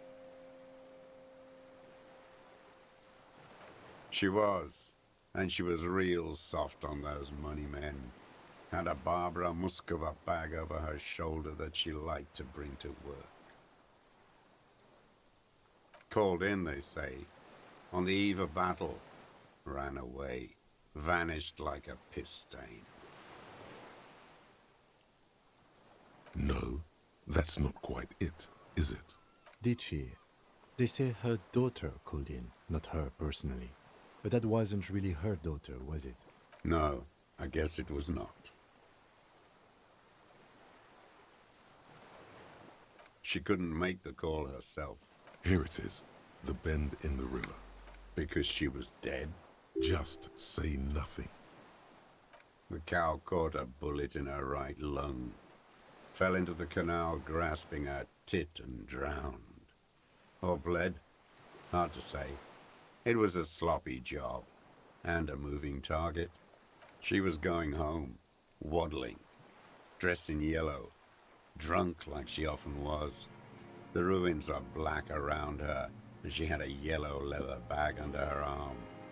She tried to cross the canal, heading home to Grand Couronne or Betancourt, someplace like that, where they build those new bâtiments for the people who flourish in the hell around her, and the ruins. Huh. It was someone shot her. Or maybe she just fell. I get these violent ideations. My memory is filled with holes, especially the 30s. All I know is... Another big spike of rage. Different from the one he... Nothing changed. Not in the material base. Not in the hegemony. There was no uprising. Just words. The Union fizzled. Sogged. Nothing came of it. Nothing. Edgar didn't keep his part of the deal. Huh. If you were to testify to this, give the RCM something on Edgar, you could walk. We would strike everything you've done and process you as a POW. You were in a war. You were on assignment. We could even extradite you to the Samaran People's Republic. A degenerate worker state. Ghost shit. No, thank you. I'm Revacholian. My days are short. I will rot away here, in a moral intern cell. I will not testify to anything. I saw it happen, and I liked it. That's all I have to say. I didn't live and fight for 40 years to end up as a collaborationist. I've heard it on Channel 8, 40 AM, Radio Revachol, late night. Everyone is a blobber in this world. Everyone betrays everyone. They're all already locked up for betrayal. The best ones, the ones with heart, were slaughtered, trampled. The same old freezing hatred. There is plenty here to work with once he's in custody, and the lieutenant knows it. He gives you a little nod to proceed. Glad we talked about what? His lip curls in Glad we talked about what? What? But you said I would be taken to the... the sum of all the erratic movements. Your Wayfarer rights have been suspended. Information provided to the officers on the scene will be used against you by the prosecution. You will be given legal counsel. Do you? But... No, I don't want to. I have to stay here. He's sweating. Beads are forming on his forehead. Your confirmation is not required, sir. Now on to the boat. There it is again, to your north, as it has been since you came to the coast. The reeds whisper, stalks rubbing against each other. But then, something completely different. It sounds like a bow, very slow. Maybe there is room for 3 on the boat.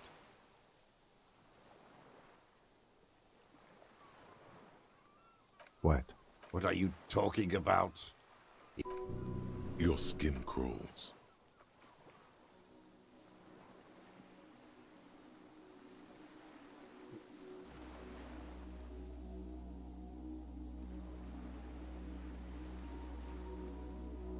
Right.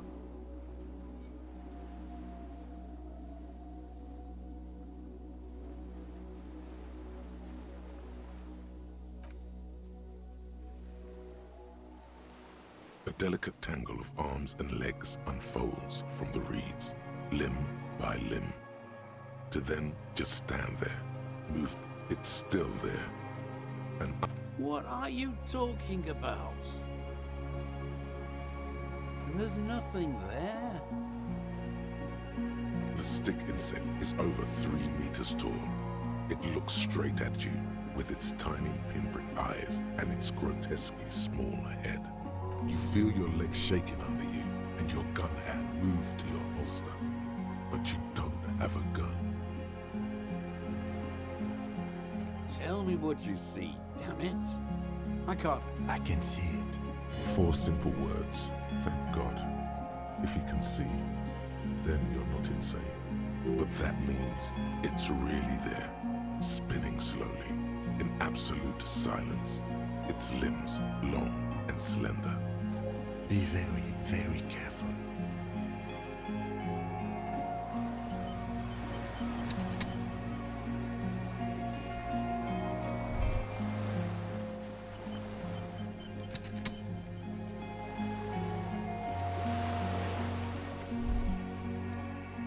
The creature stands on long stilt-like legs, antennae hanging from his head like a woman's hair, white and curled at the tips.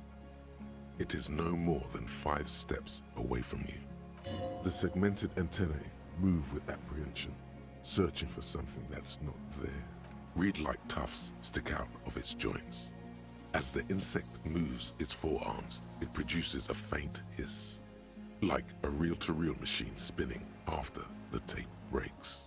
The hiss is different from the strings you heard before. It says something else in a lower pitch.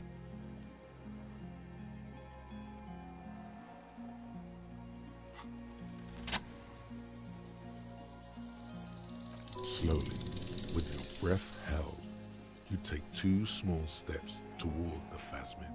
The creature lets out a series of ultrasonic clicks that swarm around your head like swallows. Like laughter, a sort of happiness. Sweat drips from your brow, soaking your chest. You reek of it, your chemicals. Hissing and clicking, it extends its mandible-like antennae to greet you. You're right below it now, looking up at the colossal chitin of its white limbs. The head of the creature is crowned by reeds, and its eyes are like small droplets of water. No reply. A total ancient silence comes from its mouth, along with what appears to be some kind of foam. The stridulations of its limbs continue all around you. You were right. Little bubbles form on the mouth parts of the creature, on its segmented lower lip. It looks to be foaming slowly. The foam is white, then yellowish. The faintest smell like you've never felt before, like burnt roses.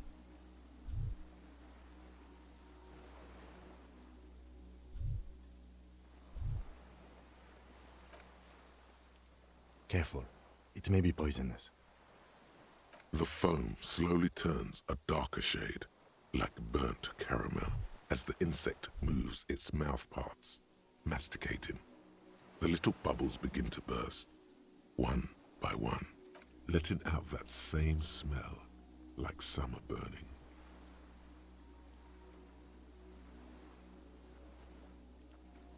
The insect stops its stridulation, seeming to observe you. Below its crown of reeds, little pinprick eyes detect motion, glittering. The world stands still around you. Suddenly, there is silence.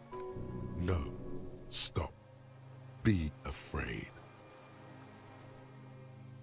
As you do, the invertebrate comes to life, its limbs moving independent of each other, as if each had praying to you.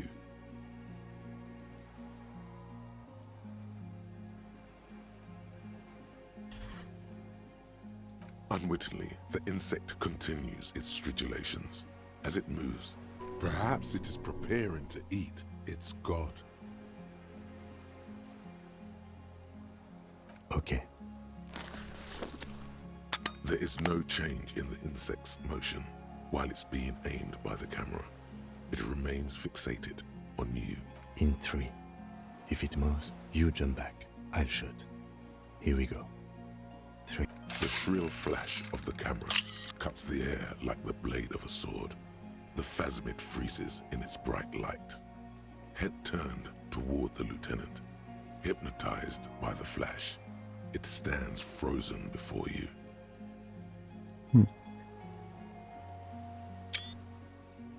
I got it.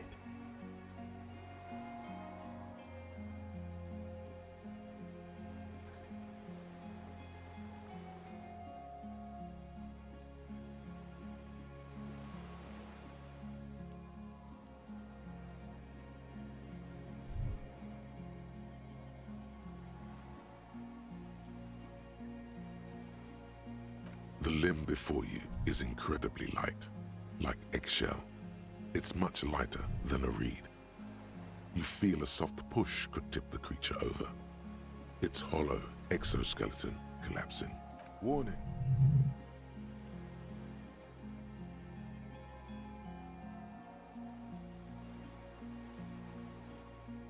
A sudden shiver passes the limb. Looks like the creature is awakening, wave by wave from its stupor. Some sort of countdown process is happening. That's all you have time to think.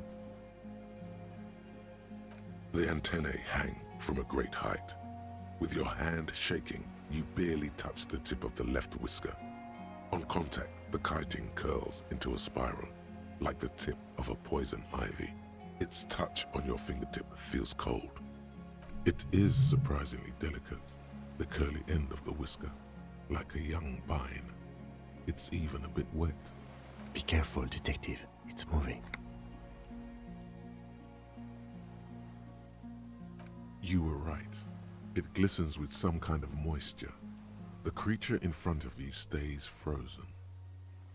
It tastes like sugar, very faint. The anthropod towers above you, tufts of reeds pointing from limb and head alike. Odorless, mostly comprised of water. Another shudder pulses through the creature's limbs. It jolts back to life, like a record continuing where it left off, in a swaying, praying motion. Even the small black pearls of its eyes do not stray from you. I exist. Bruh. É, não. Isso quem conhecimento.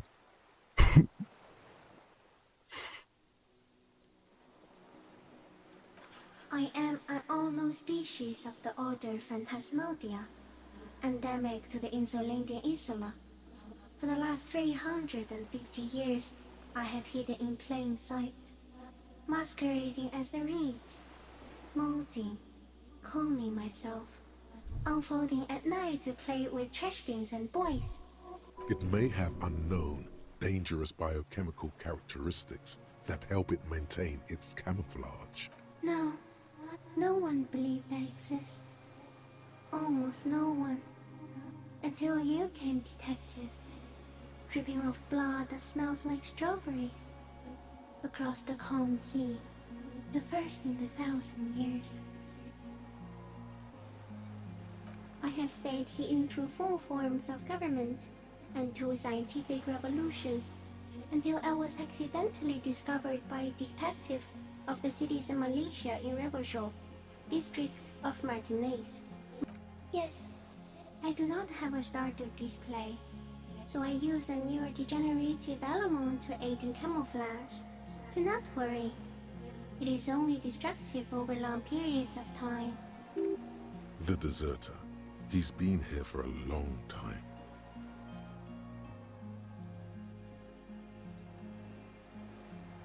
No, you're a... Tell me what it's like for you. What is your illness?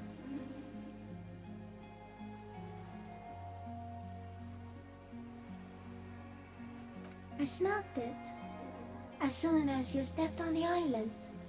Strawberries. Fresh bursts of red strawberries. Ripe, turning riper. Soon, you'll be rotten. Now I will tell you how it is for me. For me, it is a series of half-lit images. A kind of darkness being intruded upon. Transient, dim, moist. Shapes of plants and animals. And internal sensations. A swarm of sounds. Tiny vibrations on the inside of my forearms. All speak of complexities totally beyond my understanding. I am at the end of a narrow funnel. Weightless. So light, it only feels like something to be me. In truth, perhaps I'm nothing. I certainly do not have a soul. And if I did, it would never ache.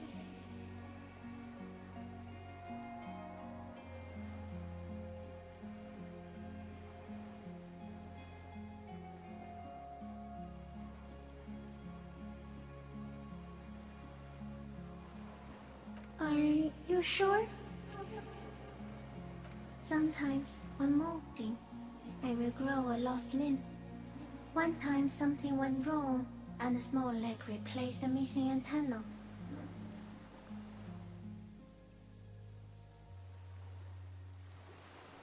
No, the leg tried to move around independently, making it hard to walk.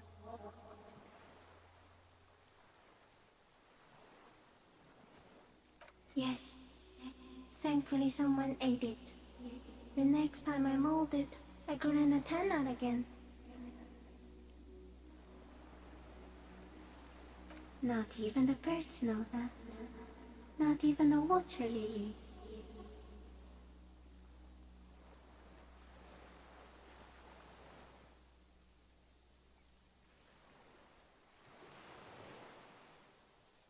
can also eat it. If it's a leaf, you can put it in your mouth. Yum yum. Or read. Wait, so Yes, they don't mind. Yes, I once cloned myself and ate the little ones. It was winter, and I woke up at the wrong time. It was an accident. So am I. I was born to detect sucrose rewards and semiochemicals. What were you born to detect? He's in a bad state, deteriorating fast now. He thinks I am beneficial to him, but I am not. I only quicken his deterioration, very slowly, and only because he won't go away. It is meant to keep them from noticing me, to interfere with the picture in your head. But he has looked at me for too long, and I am destroying him. No. The moral of our encounter is, I am a relatively medium life form, while you are extreme, all engulfing madness. A volatile simian nervous system, ominously new to the planet. The Pale too came with you. No one remembers it before you. The Nidarians do not. The radially symmetrics do not. There is an almost unanimous agreement between the birds and the plants that you are going to destroy us all. It is a nervous shadow cast into the world by you, eating away at reality. A great, unnatural territory. Its advent coincides with the arrival of the human mind. You're a violent and irrepressible miracle. The vacuum of cosmos and the stars burning in it are afraid of you. Give me enough time, you will wipe us all out and replace us with nothing. Just by accident. We suspect it will be something like the oxygen holocaust that wiped out anaerobic life 2.6 billion years ago, when organisms first started breathing. Only much worse. instead of air, you exhale thoughts. There are no trees that eat thoughts. Everything your eyes touch goes back there, behind the nose mirror. What if you blink? Are we still here? Please don't blink. What if he misplaces us all one day, or just forget? No, you're only thinking it now. This is a revelation.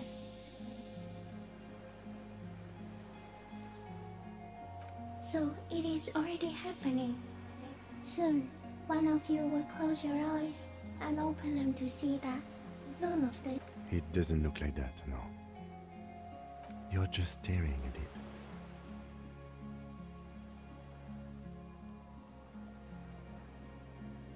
Okay. Is it somehow related to the case?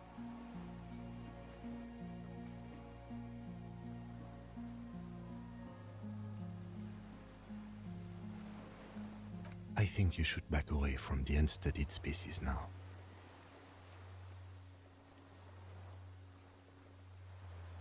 No, there is one more.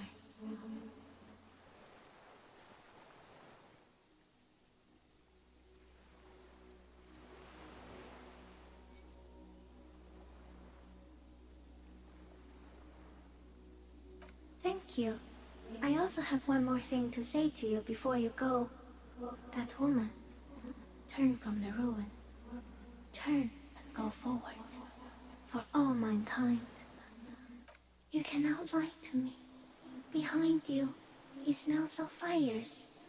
So awfully far you were prepared to go in her presence. And it.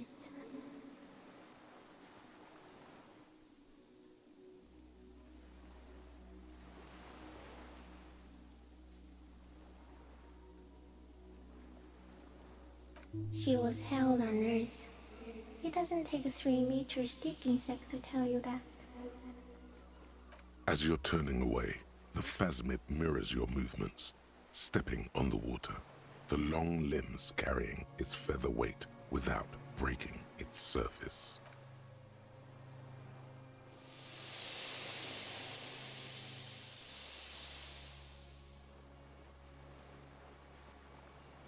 Oh, okay. And just like that, it's gone, skating away across the sea's calm mirror like a skipping stone, leaving nothing but circles on the water. And something under it, in the place it stood, bobbing there, among the reeds, a collection of items. It's gone.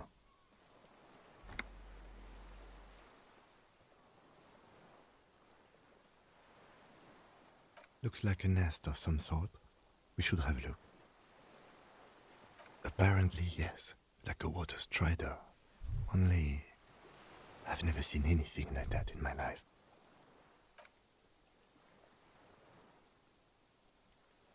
In some kind of strange, semi-catatonic What? Our suspect is not looking so good. We need...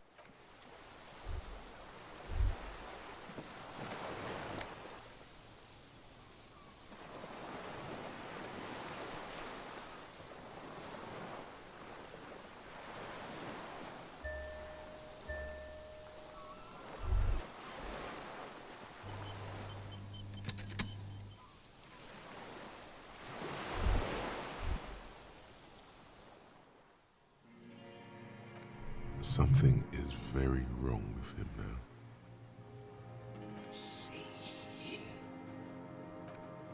Mr. The man does not respond.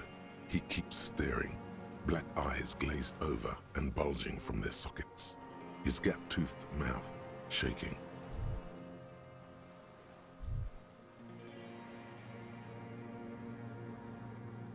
A light shiver passes him, followed by He's going into some kind of psychomotor immobility.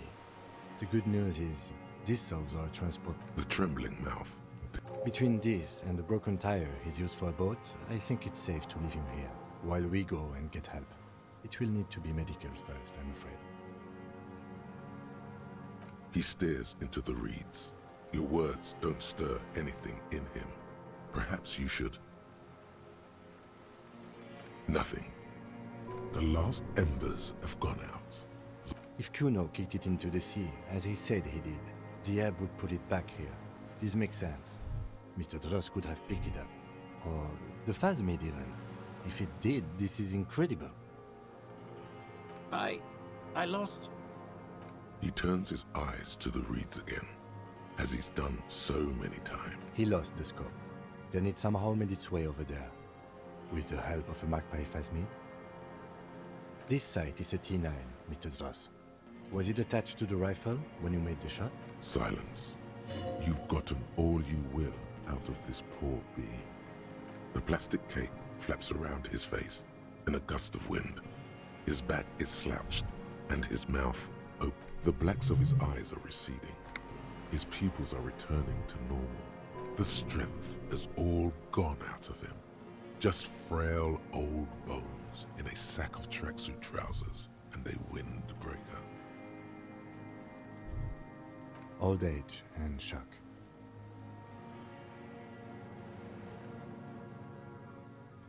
Yes, the arrest and the appearance of the Phasmid, the combined stress. But you think it's something more than that, don't you?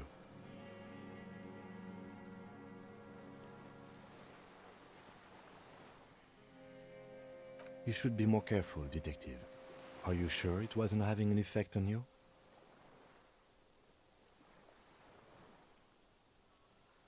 A valid hunch. Long-term exposure to something like that could be neurodegenerative. Also, please be careful when approaching unknown species in the future, Detective.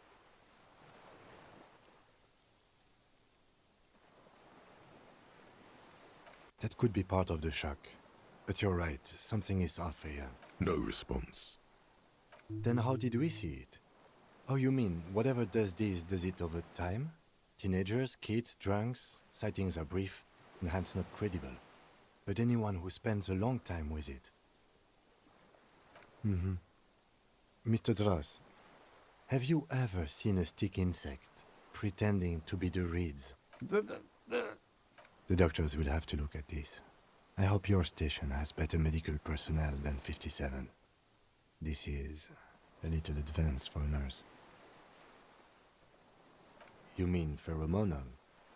The scope? Knowing of her bruises? His disposition toward Miss Oranje? I see what you mean. He did seem distressed when it finally came to arresting him. Like he didn't want to leave this place, and the insect maybe. I have absolutely forgotten to take notes. I hope I remember all of this. This will be one hell of a report. Thank God we have the photo. We should think about getting back to the mainland. To get help. He'll be safe here. If we don't take too long.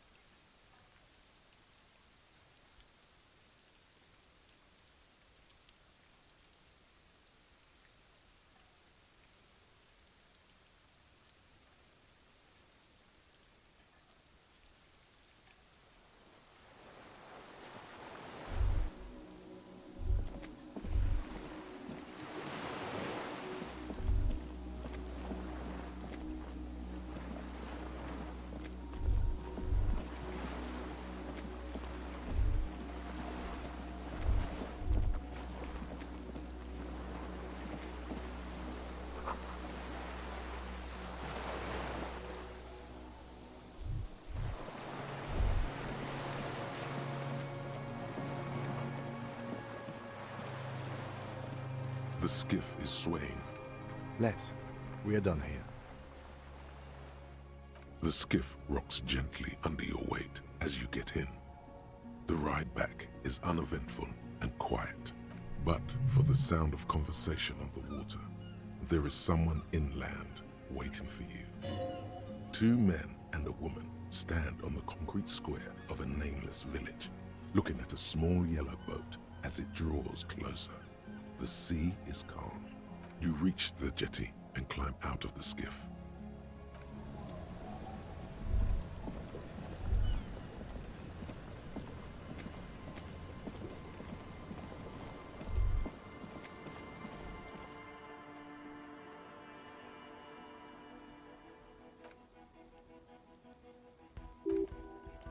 Whatever this is, Harry, you're... this is the man with sunglasses from the whirling Yeah, in yeah. bags. Eu sabia But disso. where are his sunglasses?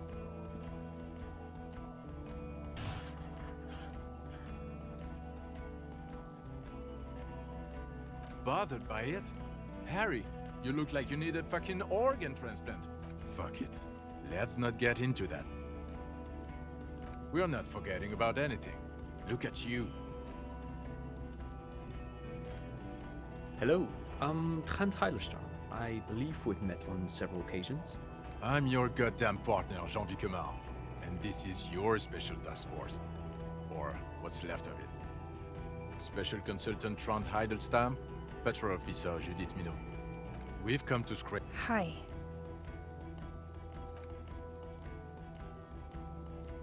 Lieutenant, The scene is making even him feel as though he has to justify your act, we might need your help with something later. as if he recalled that he's in fact a decorated police lieutenant and not. But this is clearly a departmental matter, so I'm going to leave you to discuss it among yourselves.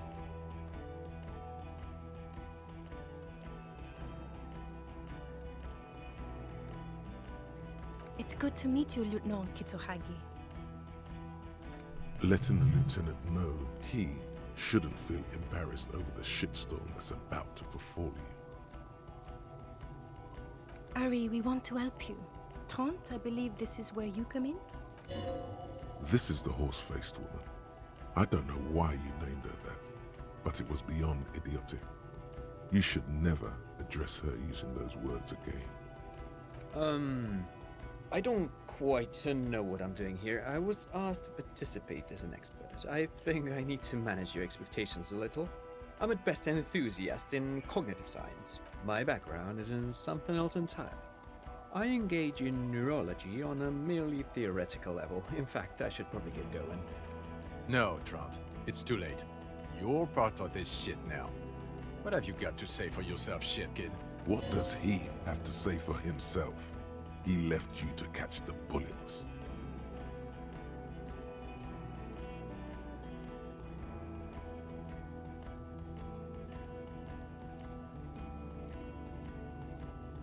Yes, I'm Trant Heilerstein.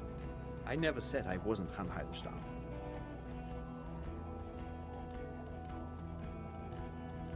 Mikhail? Mikhail's my son. No, I was just interested in the Feld building and the Martinez beachhead. And Mikhail wanted to see Martinez. It was a coincidence. What indeed? I was asked to share my take on some of the more obscure theories developed in Königstein in the 30s, like partial psychotraumatic amnesia. He's here to see if you're insane. He's smart. Let's move on.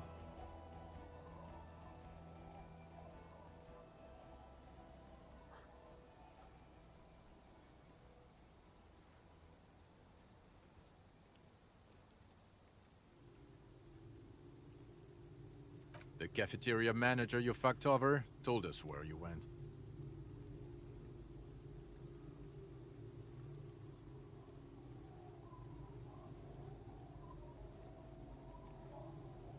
And people on this street helped us too, with your whereabouts.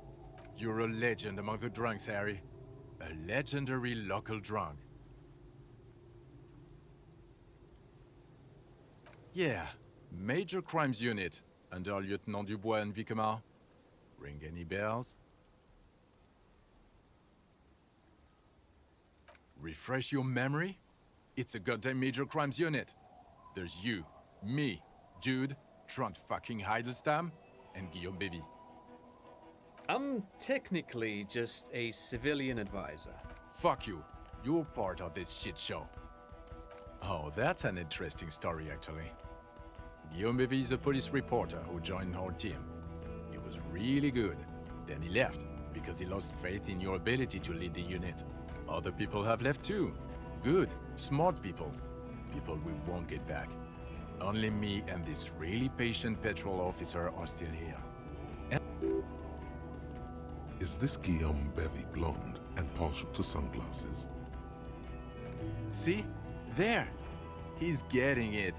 I was impersonating him. Look at me, I'm G-Baby. It was going to be funny. But then, you really did have brain damage. So, not so much anymore. He sincerely thought it was going to be amusing for both of you. Do? It's a Major Crimes Unit. We clear the desk of cases so Precinct 41 doesn't look like the worst station in town. We're shit here now, Harry. Because of you. The 41st isn't... Duped? Hey, here's a brilliant idea. Don't be a morbid drunk, and you won't be duped so easily.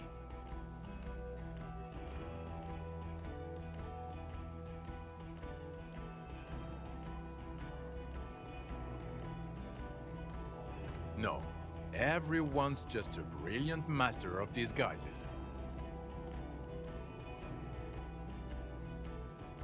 God damn it, Harry. You told us to fuck off.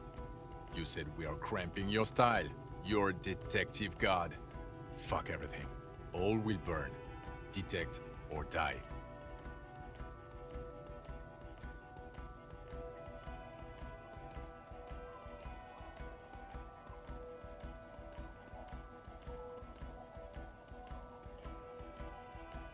Oh, you think it was cool? You saying that? Aesthetic somehow? You were crying when we got here. Breaking things. You said we were going into the abyss. None of us wanted to see the abyss, so we fucked off. Like you told us to.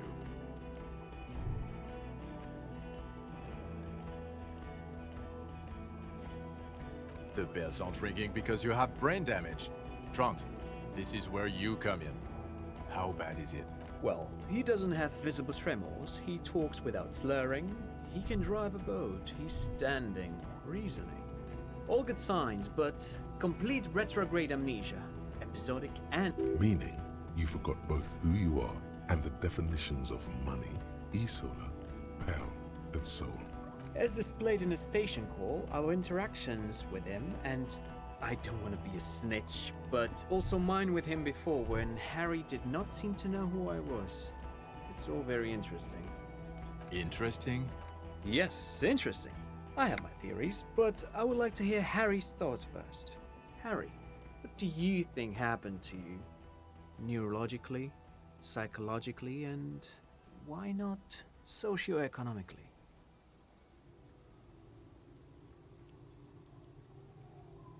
He is. He's getting better. And I can confirm that he drank a lot of alcohol prior to it happening. I believe he drank. People do that, especially this one. What they don't do is forget their whole life because of drinking. But Detective Vigmer, he has blanked out before. Yes, a couple of times. After some of the more serious benders. One was after the two drunks case, the other when we looked into that mural.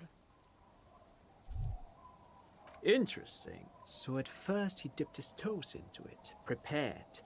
That's where he would have gotten the idea, yes. Practice. And then he used alcohol to get there, so to speak. Hmm.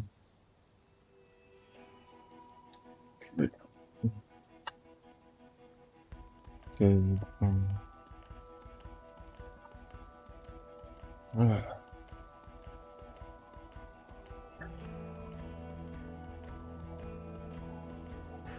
What do you mean?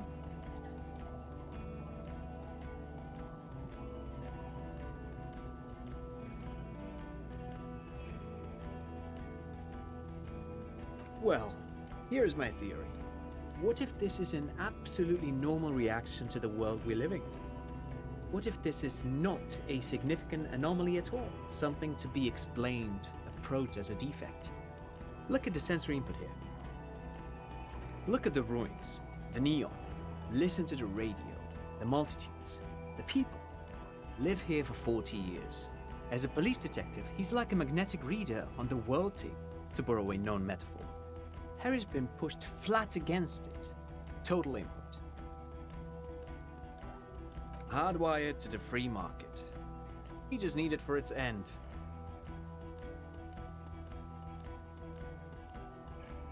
Okay, Trant, thank you. That's absolutely meaningless. I'm glad we brought you. Will he or will he not be able to work in the major crimes unit? Is he a cretin now? I want to know that. He's not a cretin, and he is able to do work. If not in his previous leadership role, then as a line detective.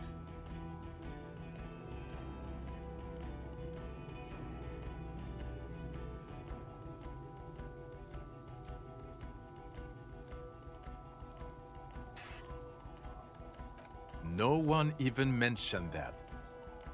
I misphrased my question. It should have been, is he able to put his clothes on and use the potty? Or do we need to get him on the disability pension? Now, nothing. Now we're just going to stand here. No, now we discuss that. What the fuck did you do to our motor carriage? Why is it there, Harry?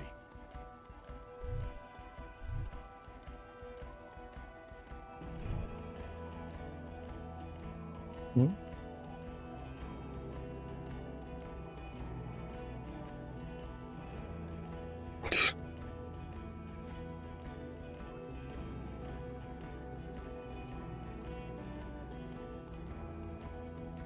I do. You drove it into the water. Everyone on the street saw you do it. It's going to be a local landmark too, on the Just, brochure. Thank you for fucking us, Harry. no. Thank you for destroying 45,000 real of police property that's coming out of my payslip. You know that, right? You're gonna get fired. And I'm gonna pay till I die. It doesn't matter. Your badge, Harry. Show me your badge. In a rush to demonstrate your badge, your eager fingers can't sustain a grip on the smooth plastic, and the badge slips out of your hand.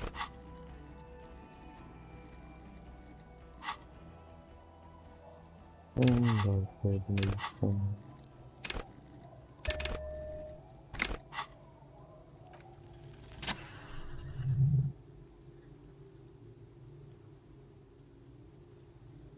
Not today, badge.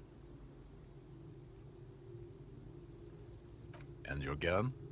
As if having your badge and gun are natural states, not achievements.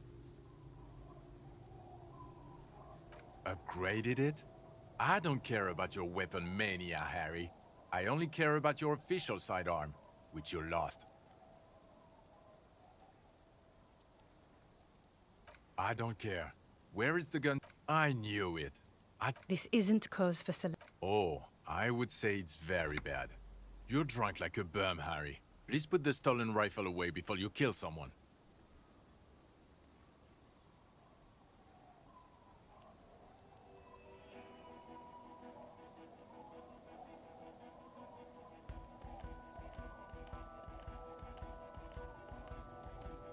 Well, you let the suspect escape. Glacier something. We've read the reports. Lieutenant Kitsuragis. We know.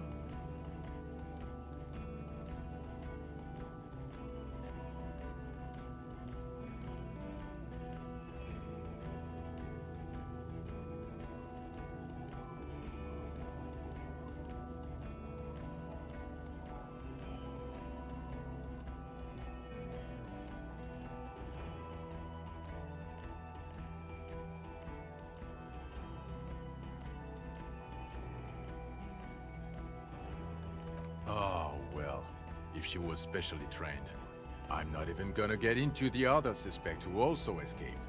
Yeah, or the fact that you're Evrard Claire's little peony now, doing I don't know what for him. That's small time. Compared to the 8 people who were gunned down, the streets are literally red with blood, Harry. He did everything he could. We did everything we could. The company hired and vetted mercenaries. Lieutenant Dubois got between them and the locals.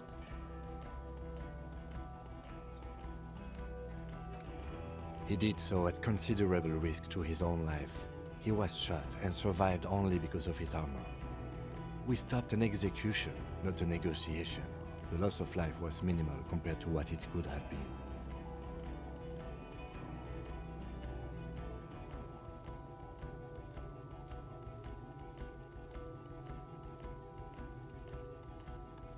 Don't make this harder for yourself. Thank you for the input, Lieutenant Kitsuragi.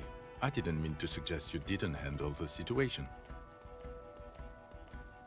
He thinks of apologizing. You spent the week with him on this case. On Lieutenant Eufreton. Well, the drinking, the lost gun, also losing his badge, that's all true. And he's been drinking on the job. Just Then there's the self-flagellation issue. He likes to apologize, profusely, making it sound like he's guilty of at least... It's just strange. especially in light of his political views. Detective Dubois is, as you may know, a true blue moralist, a man of the center, not prone to political outbursts, which is commendable, but also at odds with his behavior. Other still, he is also an ultra-liberal hustler who is always on the grind. No. How he reconciles these 2 points of view, I do not know. But he is vocal about both of them. And then there's the motor carriage in the sea, and the drugs, of course. Some kind of anti-radiation drug he uses to induce visions. But despite all this, he is a great detective, one of the best I have seen, in fact. He can talk human beings into telling him everything, and he doesn't stop. In all the time I've spent with him, he has not once stopped pursuing leads, however far-fetched and tangential. He is tireless, madly driven. And he solved it, near perfectly. In 1 week we have a confession, a murder weapon, and the perpetrator. Locked on the island right now, awaiting transportation. He apprehended a revolutionary brigade who stayed hidden for 50 years, ever since the revolution, who's probably committed other murders over those years. Oh, a colossal stick insect. It was on the island, camouflaged as the reeds. It unfolded from the reeds. I think we may be dealing with the Insulindian phasmid. He takes out the photo of the phasmid and shows it to the officers across the yard. The wind blows, flapping the... You hear gasps beneath the howling of the wind. As you can see, it's about 3 meters tall. In fact, we think it may be the largest land invertebrate ever discovered.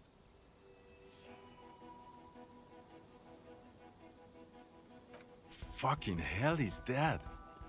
Is this somehow connected to the case? Detective? The old man was not aware of the phasmid's presence. Exhibiting a strange, atypical dementia, he fell into a stupor after its appearance. He became near catatonic. So it is connected. I must say, this is absolutely extraordinary. I don't even have words for it. Yes, it really does make it hard to fight out the drug. This is a very, very sad man who has just seen something that's made him forget his sadness. Now you make your case. Now is the time. Now or never.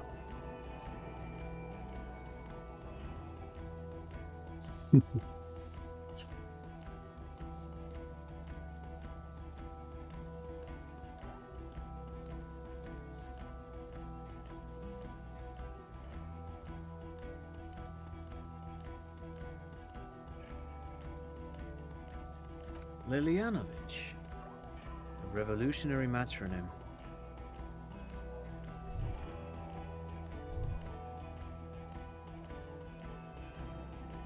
The custom started in Grad, where they have patronyms, Krasovich, Lasovich, etc.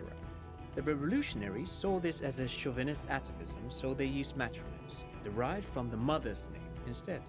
This man's mother was Lilian, his Lilian's son, Lilianovich. The custom was overturned after the revolution failed, but not before it made it to Revachol.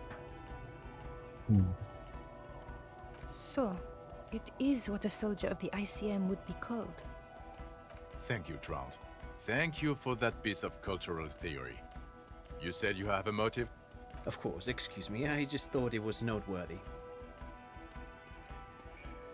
He wasn't quite sure about the straggler before he heard this detail. It must have convinced him.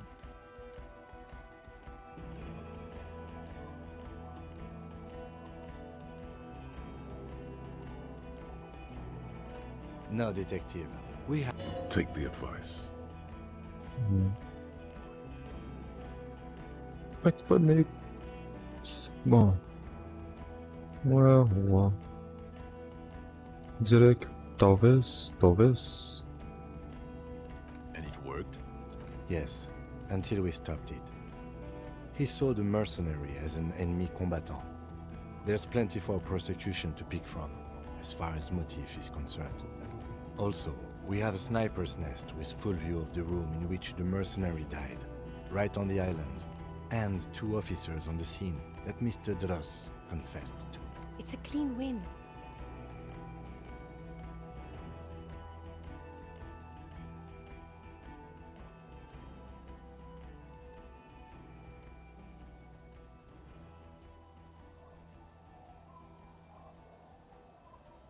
Get over yourself.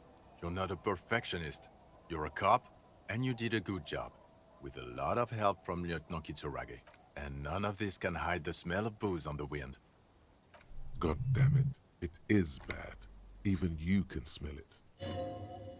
Chin up. Keep focusing on the positives here. Female? You had to see it. It had the subdued colors of a female. And the nesting behavior too, I think. Incredible. Were there eggs in the net? Not as far as I could see. There were other things there, though.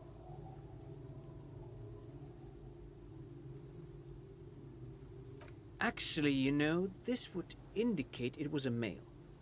This is far from anything in my field, but I think such nests are called bowers. They are for attracting mates. Mushrooms.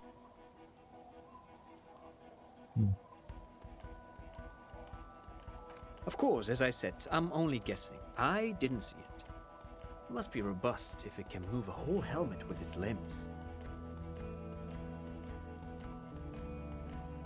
As in cloning itself? What makes you think so? Well, then it wouldn't matter if it's a male or female. The bower would just be rudimentary behavior from before the parthenogenetic mutation. That makes sense. Yes.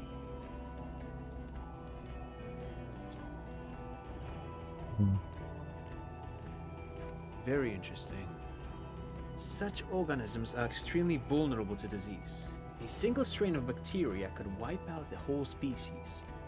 We're probably looking at conservation efforts here. Yes. That would be a chiromone. A pheromone that's seemingly beneficial to the host. It usually stimulates the affected nervous system. Not a human's, of course, but perhaps a predator's? Nothing is off the table. But I want to stress this. The find does not have to be connected to the case. The case is 100% prosecutable, without any chiromones. Of course, Lieutenant, of course. We should treat the case and the Phasmid as completely separate from each other. People are not going to. They're not going to go for this speculation in the constabulary. Yes, but also reed-colored, beige and brown, a little green on the outside. After unfolding from a single stalk, it still retained parts that looked like reed tufts on its limbs.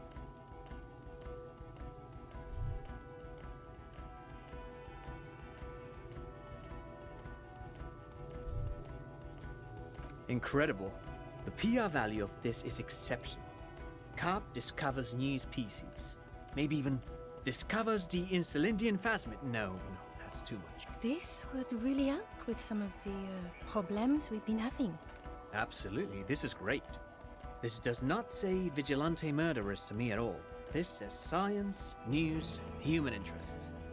You know, it's a really good thing you have that photo. Without it, You're doing good here. Perhaps only for a moment, but still.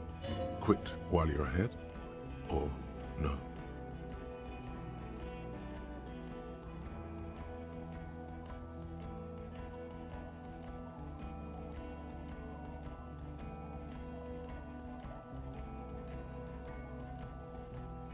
This is a conversation for when we are no longer out in the open, in Martinez, where Evrart and Edgar Clare have ears everywhere.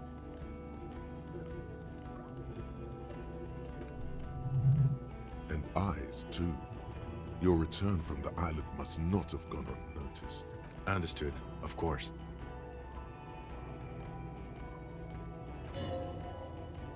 But a case against Everard would be big. I would prefer not to partake in anything union-related, for political neutrality. This has to be good stuff for him to backpedal out of it at first mention.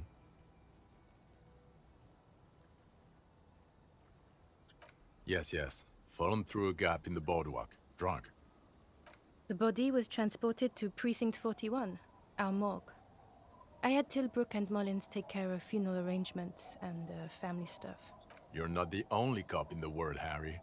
This all comes back to Earth. Still, good work with the missing person, Detective. It's still a point for you. No denying it. I don't know what a doomed commercial area is. Why? That's not... There was a fridge we needed and a possible witness. He was just chasing a lead and ended up advising a local shopkeeper. It was okay. Of course. Call it community outreach, right? Ej tapo. Actually, you Jag checkar did- något typ kolla här.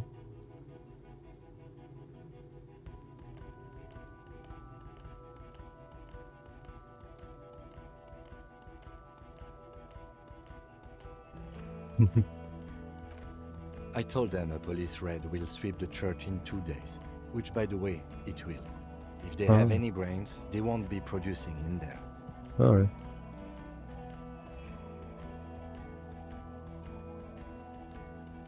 When you were out. Because I'm a police detective, and manufacturing drugs is illegal. Wait, he tried to set up a drug lab? No, he just let some youth set up a club in the church. They thought they could produce in there. They won't. The building was abandoned. It was an okay idea. Better than having them out on the ice. I don't want to, but you discovered a new species and solved the murder. So I have to. Jude? Honestly, anything that ends this trial is okay with me. Agreed. The public relations potential of this is too valuable to let go. Okay. We have vehicles in the square, and the perpetrator needs to be taken into custody. Let's go. The man looks wet, jingling his car keys in his pocket.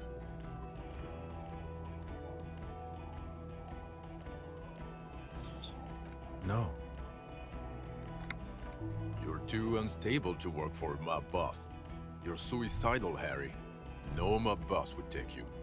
I assure you, I wouldn't consult for a corrupt unit. He would immediately backpedal out of it.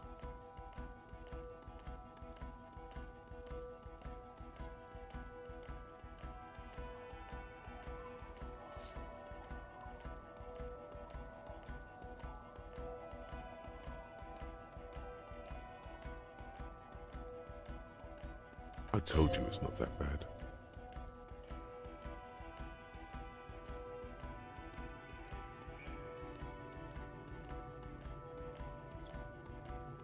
Alright.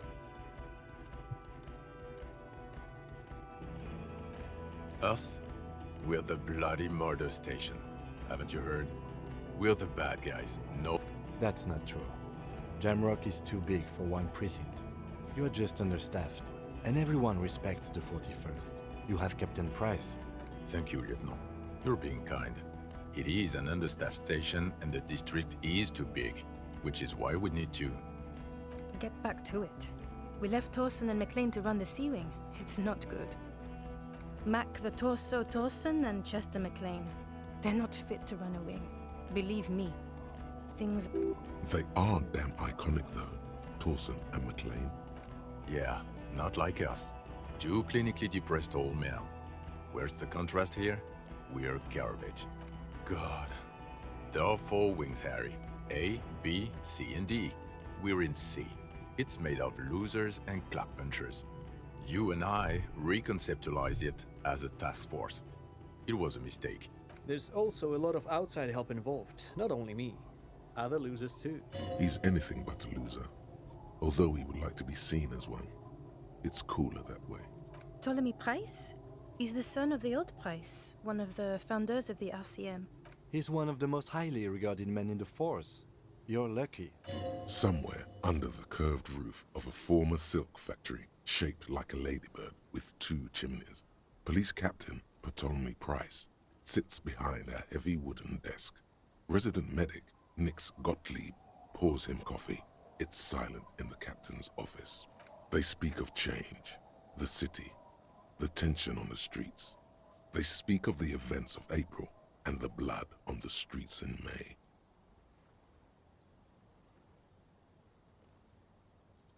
So he remembers that. Yes, there may have been a raid on some churches. It wasn't good press. Shooting up churches never is. I was out of town, to be clear. Our enemies were hiding in a church, to the best of our information. That's it. I'm not talking about this anymore. Your security clearance is shit tier right now. You have to wait for it to go up.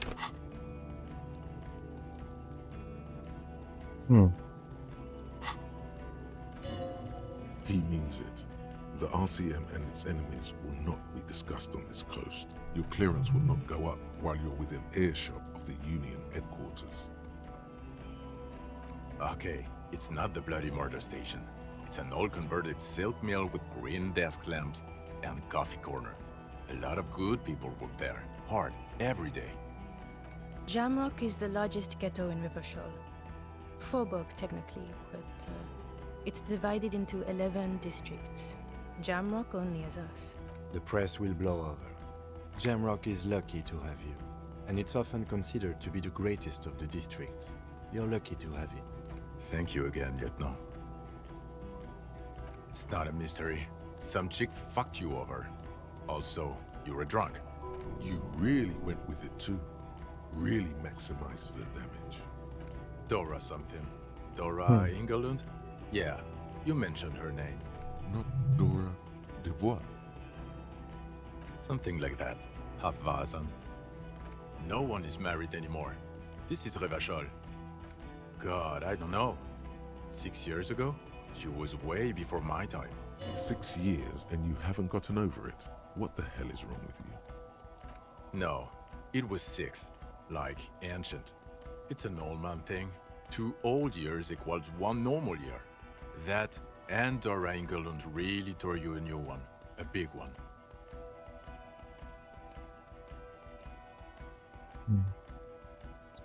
Incredibly bangable.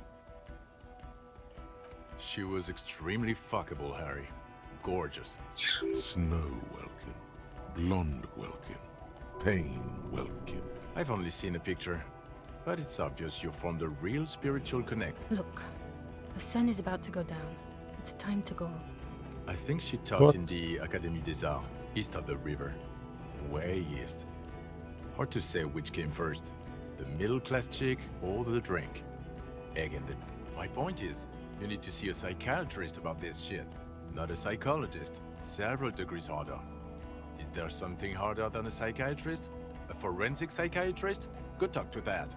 In other words, he's heard enough about this. Who are you? Well, obviously you're not a gym teacher anymore, but... Before you were a cop, you were a gym teacher in Coron. It's getting really cold outside. Should we maybe... Harry, it explains everything. The running around, the jumping, the bicep girth, your inexplicable facial hair. The fact that you don't seem to know what homosexuality is. Also, this guy. Just everything about this guy. God, even this javelin-throwing freak here. Of course. Contact Mike. He's been on about Mike again? I hate that guy.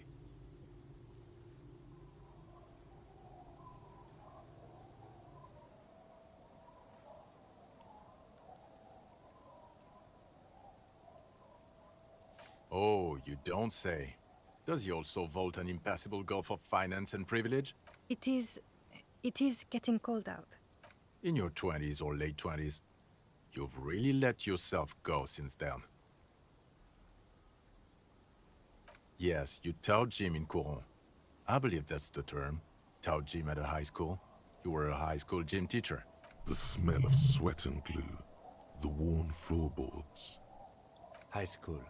Harry, your goings-on with Kuno, Andre, Assel, the whole thing on the ice. That's why you are so juvie.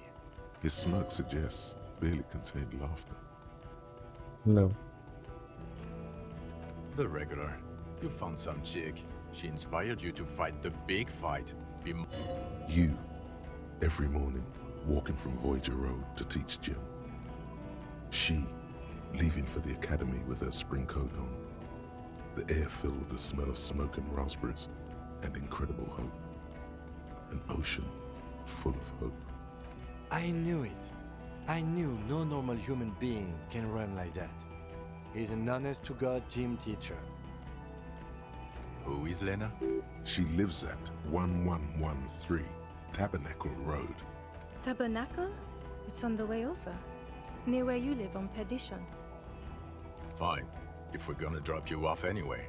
She and her husband were conducting the search for the Phasmid. It's their discovery, in part. They should know as soon as possible. It would do you good to deliver some positive news for a change. She is going to be over the moon. Watch out, or she'll faint. Well, first I will go back to my station and write the most detailed report anyone has ever seen. It will have to be good to cover all these.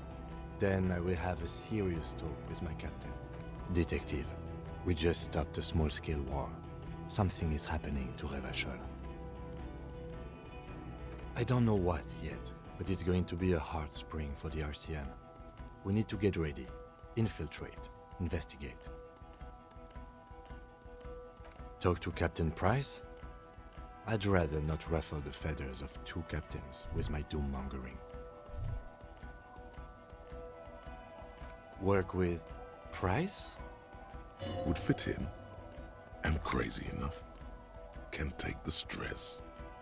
He doesn't know how to finish the sentence. This truly came as a surprise to him. Flattered? You're Lieutenant Kitsuragi. We would be flattered if you even considered. I would have to tie things up in GRIH first. But, I mean, whatever is coming, Jamrock will be more central to it than the harbor. And we also have a huge caseload, Lieutenant. Piles that we need to get back to. Mountains, even. I do like the sound of that. He's really considering it. Good. Fuck it, let's go. Tron brought his motor carriage. It's a 20-minute drive to Jamrock. The great district hums in the slowly falling snow. A chessboard of wooden houses, 80,000 living souls, and chimney stacks. Fire traps as far as the eye can see. From Main Street to Precinct 41, to Boogie Street, forking into the white horizon. You close your eyes and hear the dogs bark. A lone woman sits by a factory window, dreaming of meteorite strikes. On Rue de Saint-Jérôme, a square bullet slides into a square-shaped chamber. In Old South, a man without eyelids smiles. Spring has come. It's time. Dawson? Yes. McLean? Yes. Heidelstein? No. Vicmere? Yes. Dubois? Of course. Really? Nix Gottlieb looks up from the list. I hear he's unstable. You say that like it's a bad thing. Captain Potomny Price gestures with a ballpoint pen. It's dim in the office, and the curtains are drawn. Harry's our man. He'll pull through. When he does, he'll side with the RCM. Understood. Gottlieb returns to the list. Minot? Of course.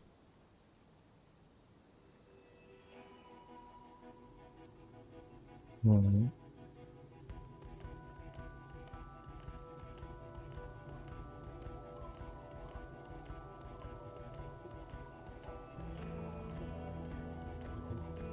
Wonderful. Then can we please just go back to Jamrock now?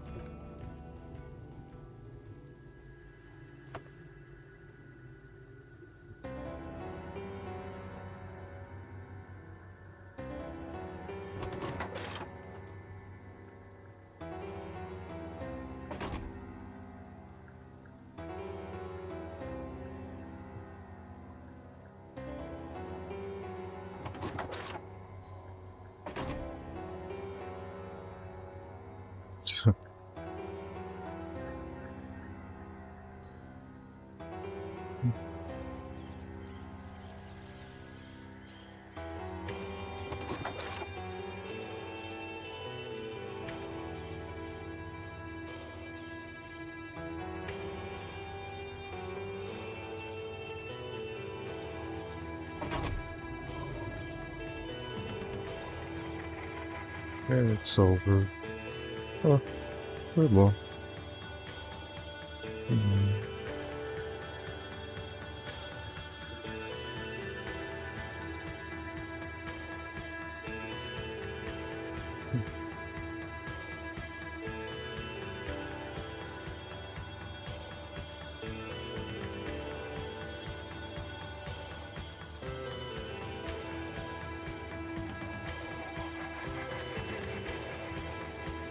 Oh.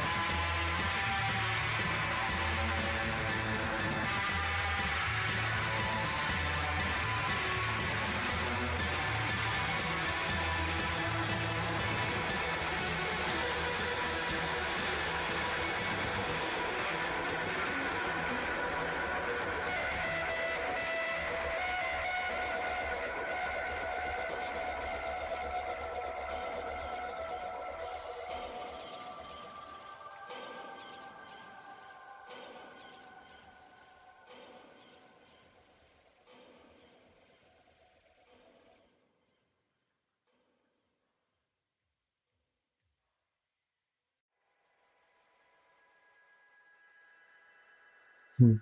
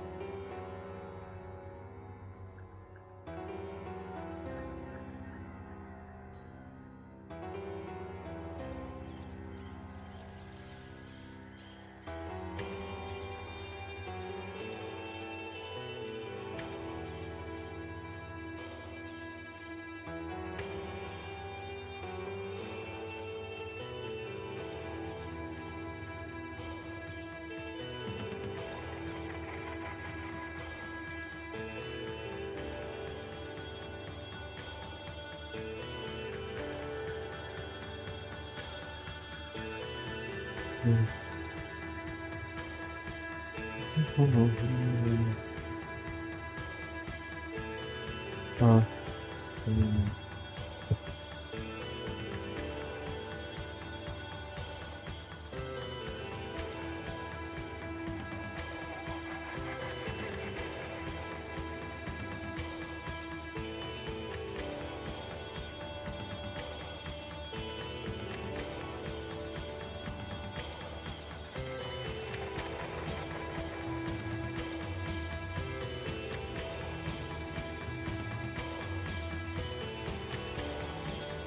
There we go.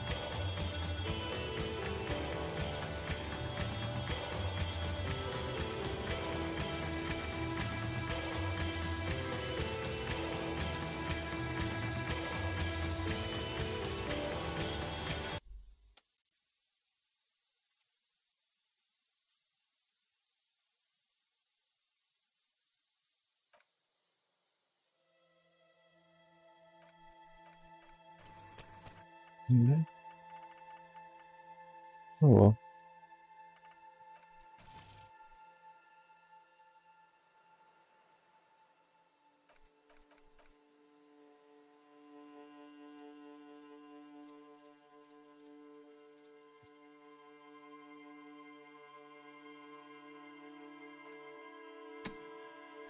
Yes.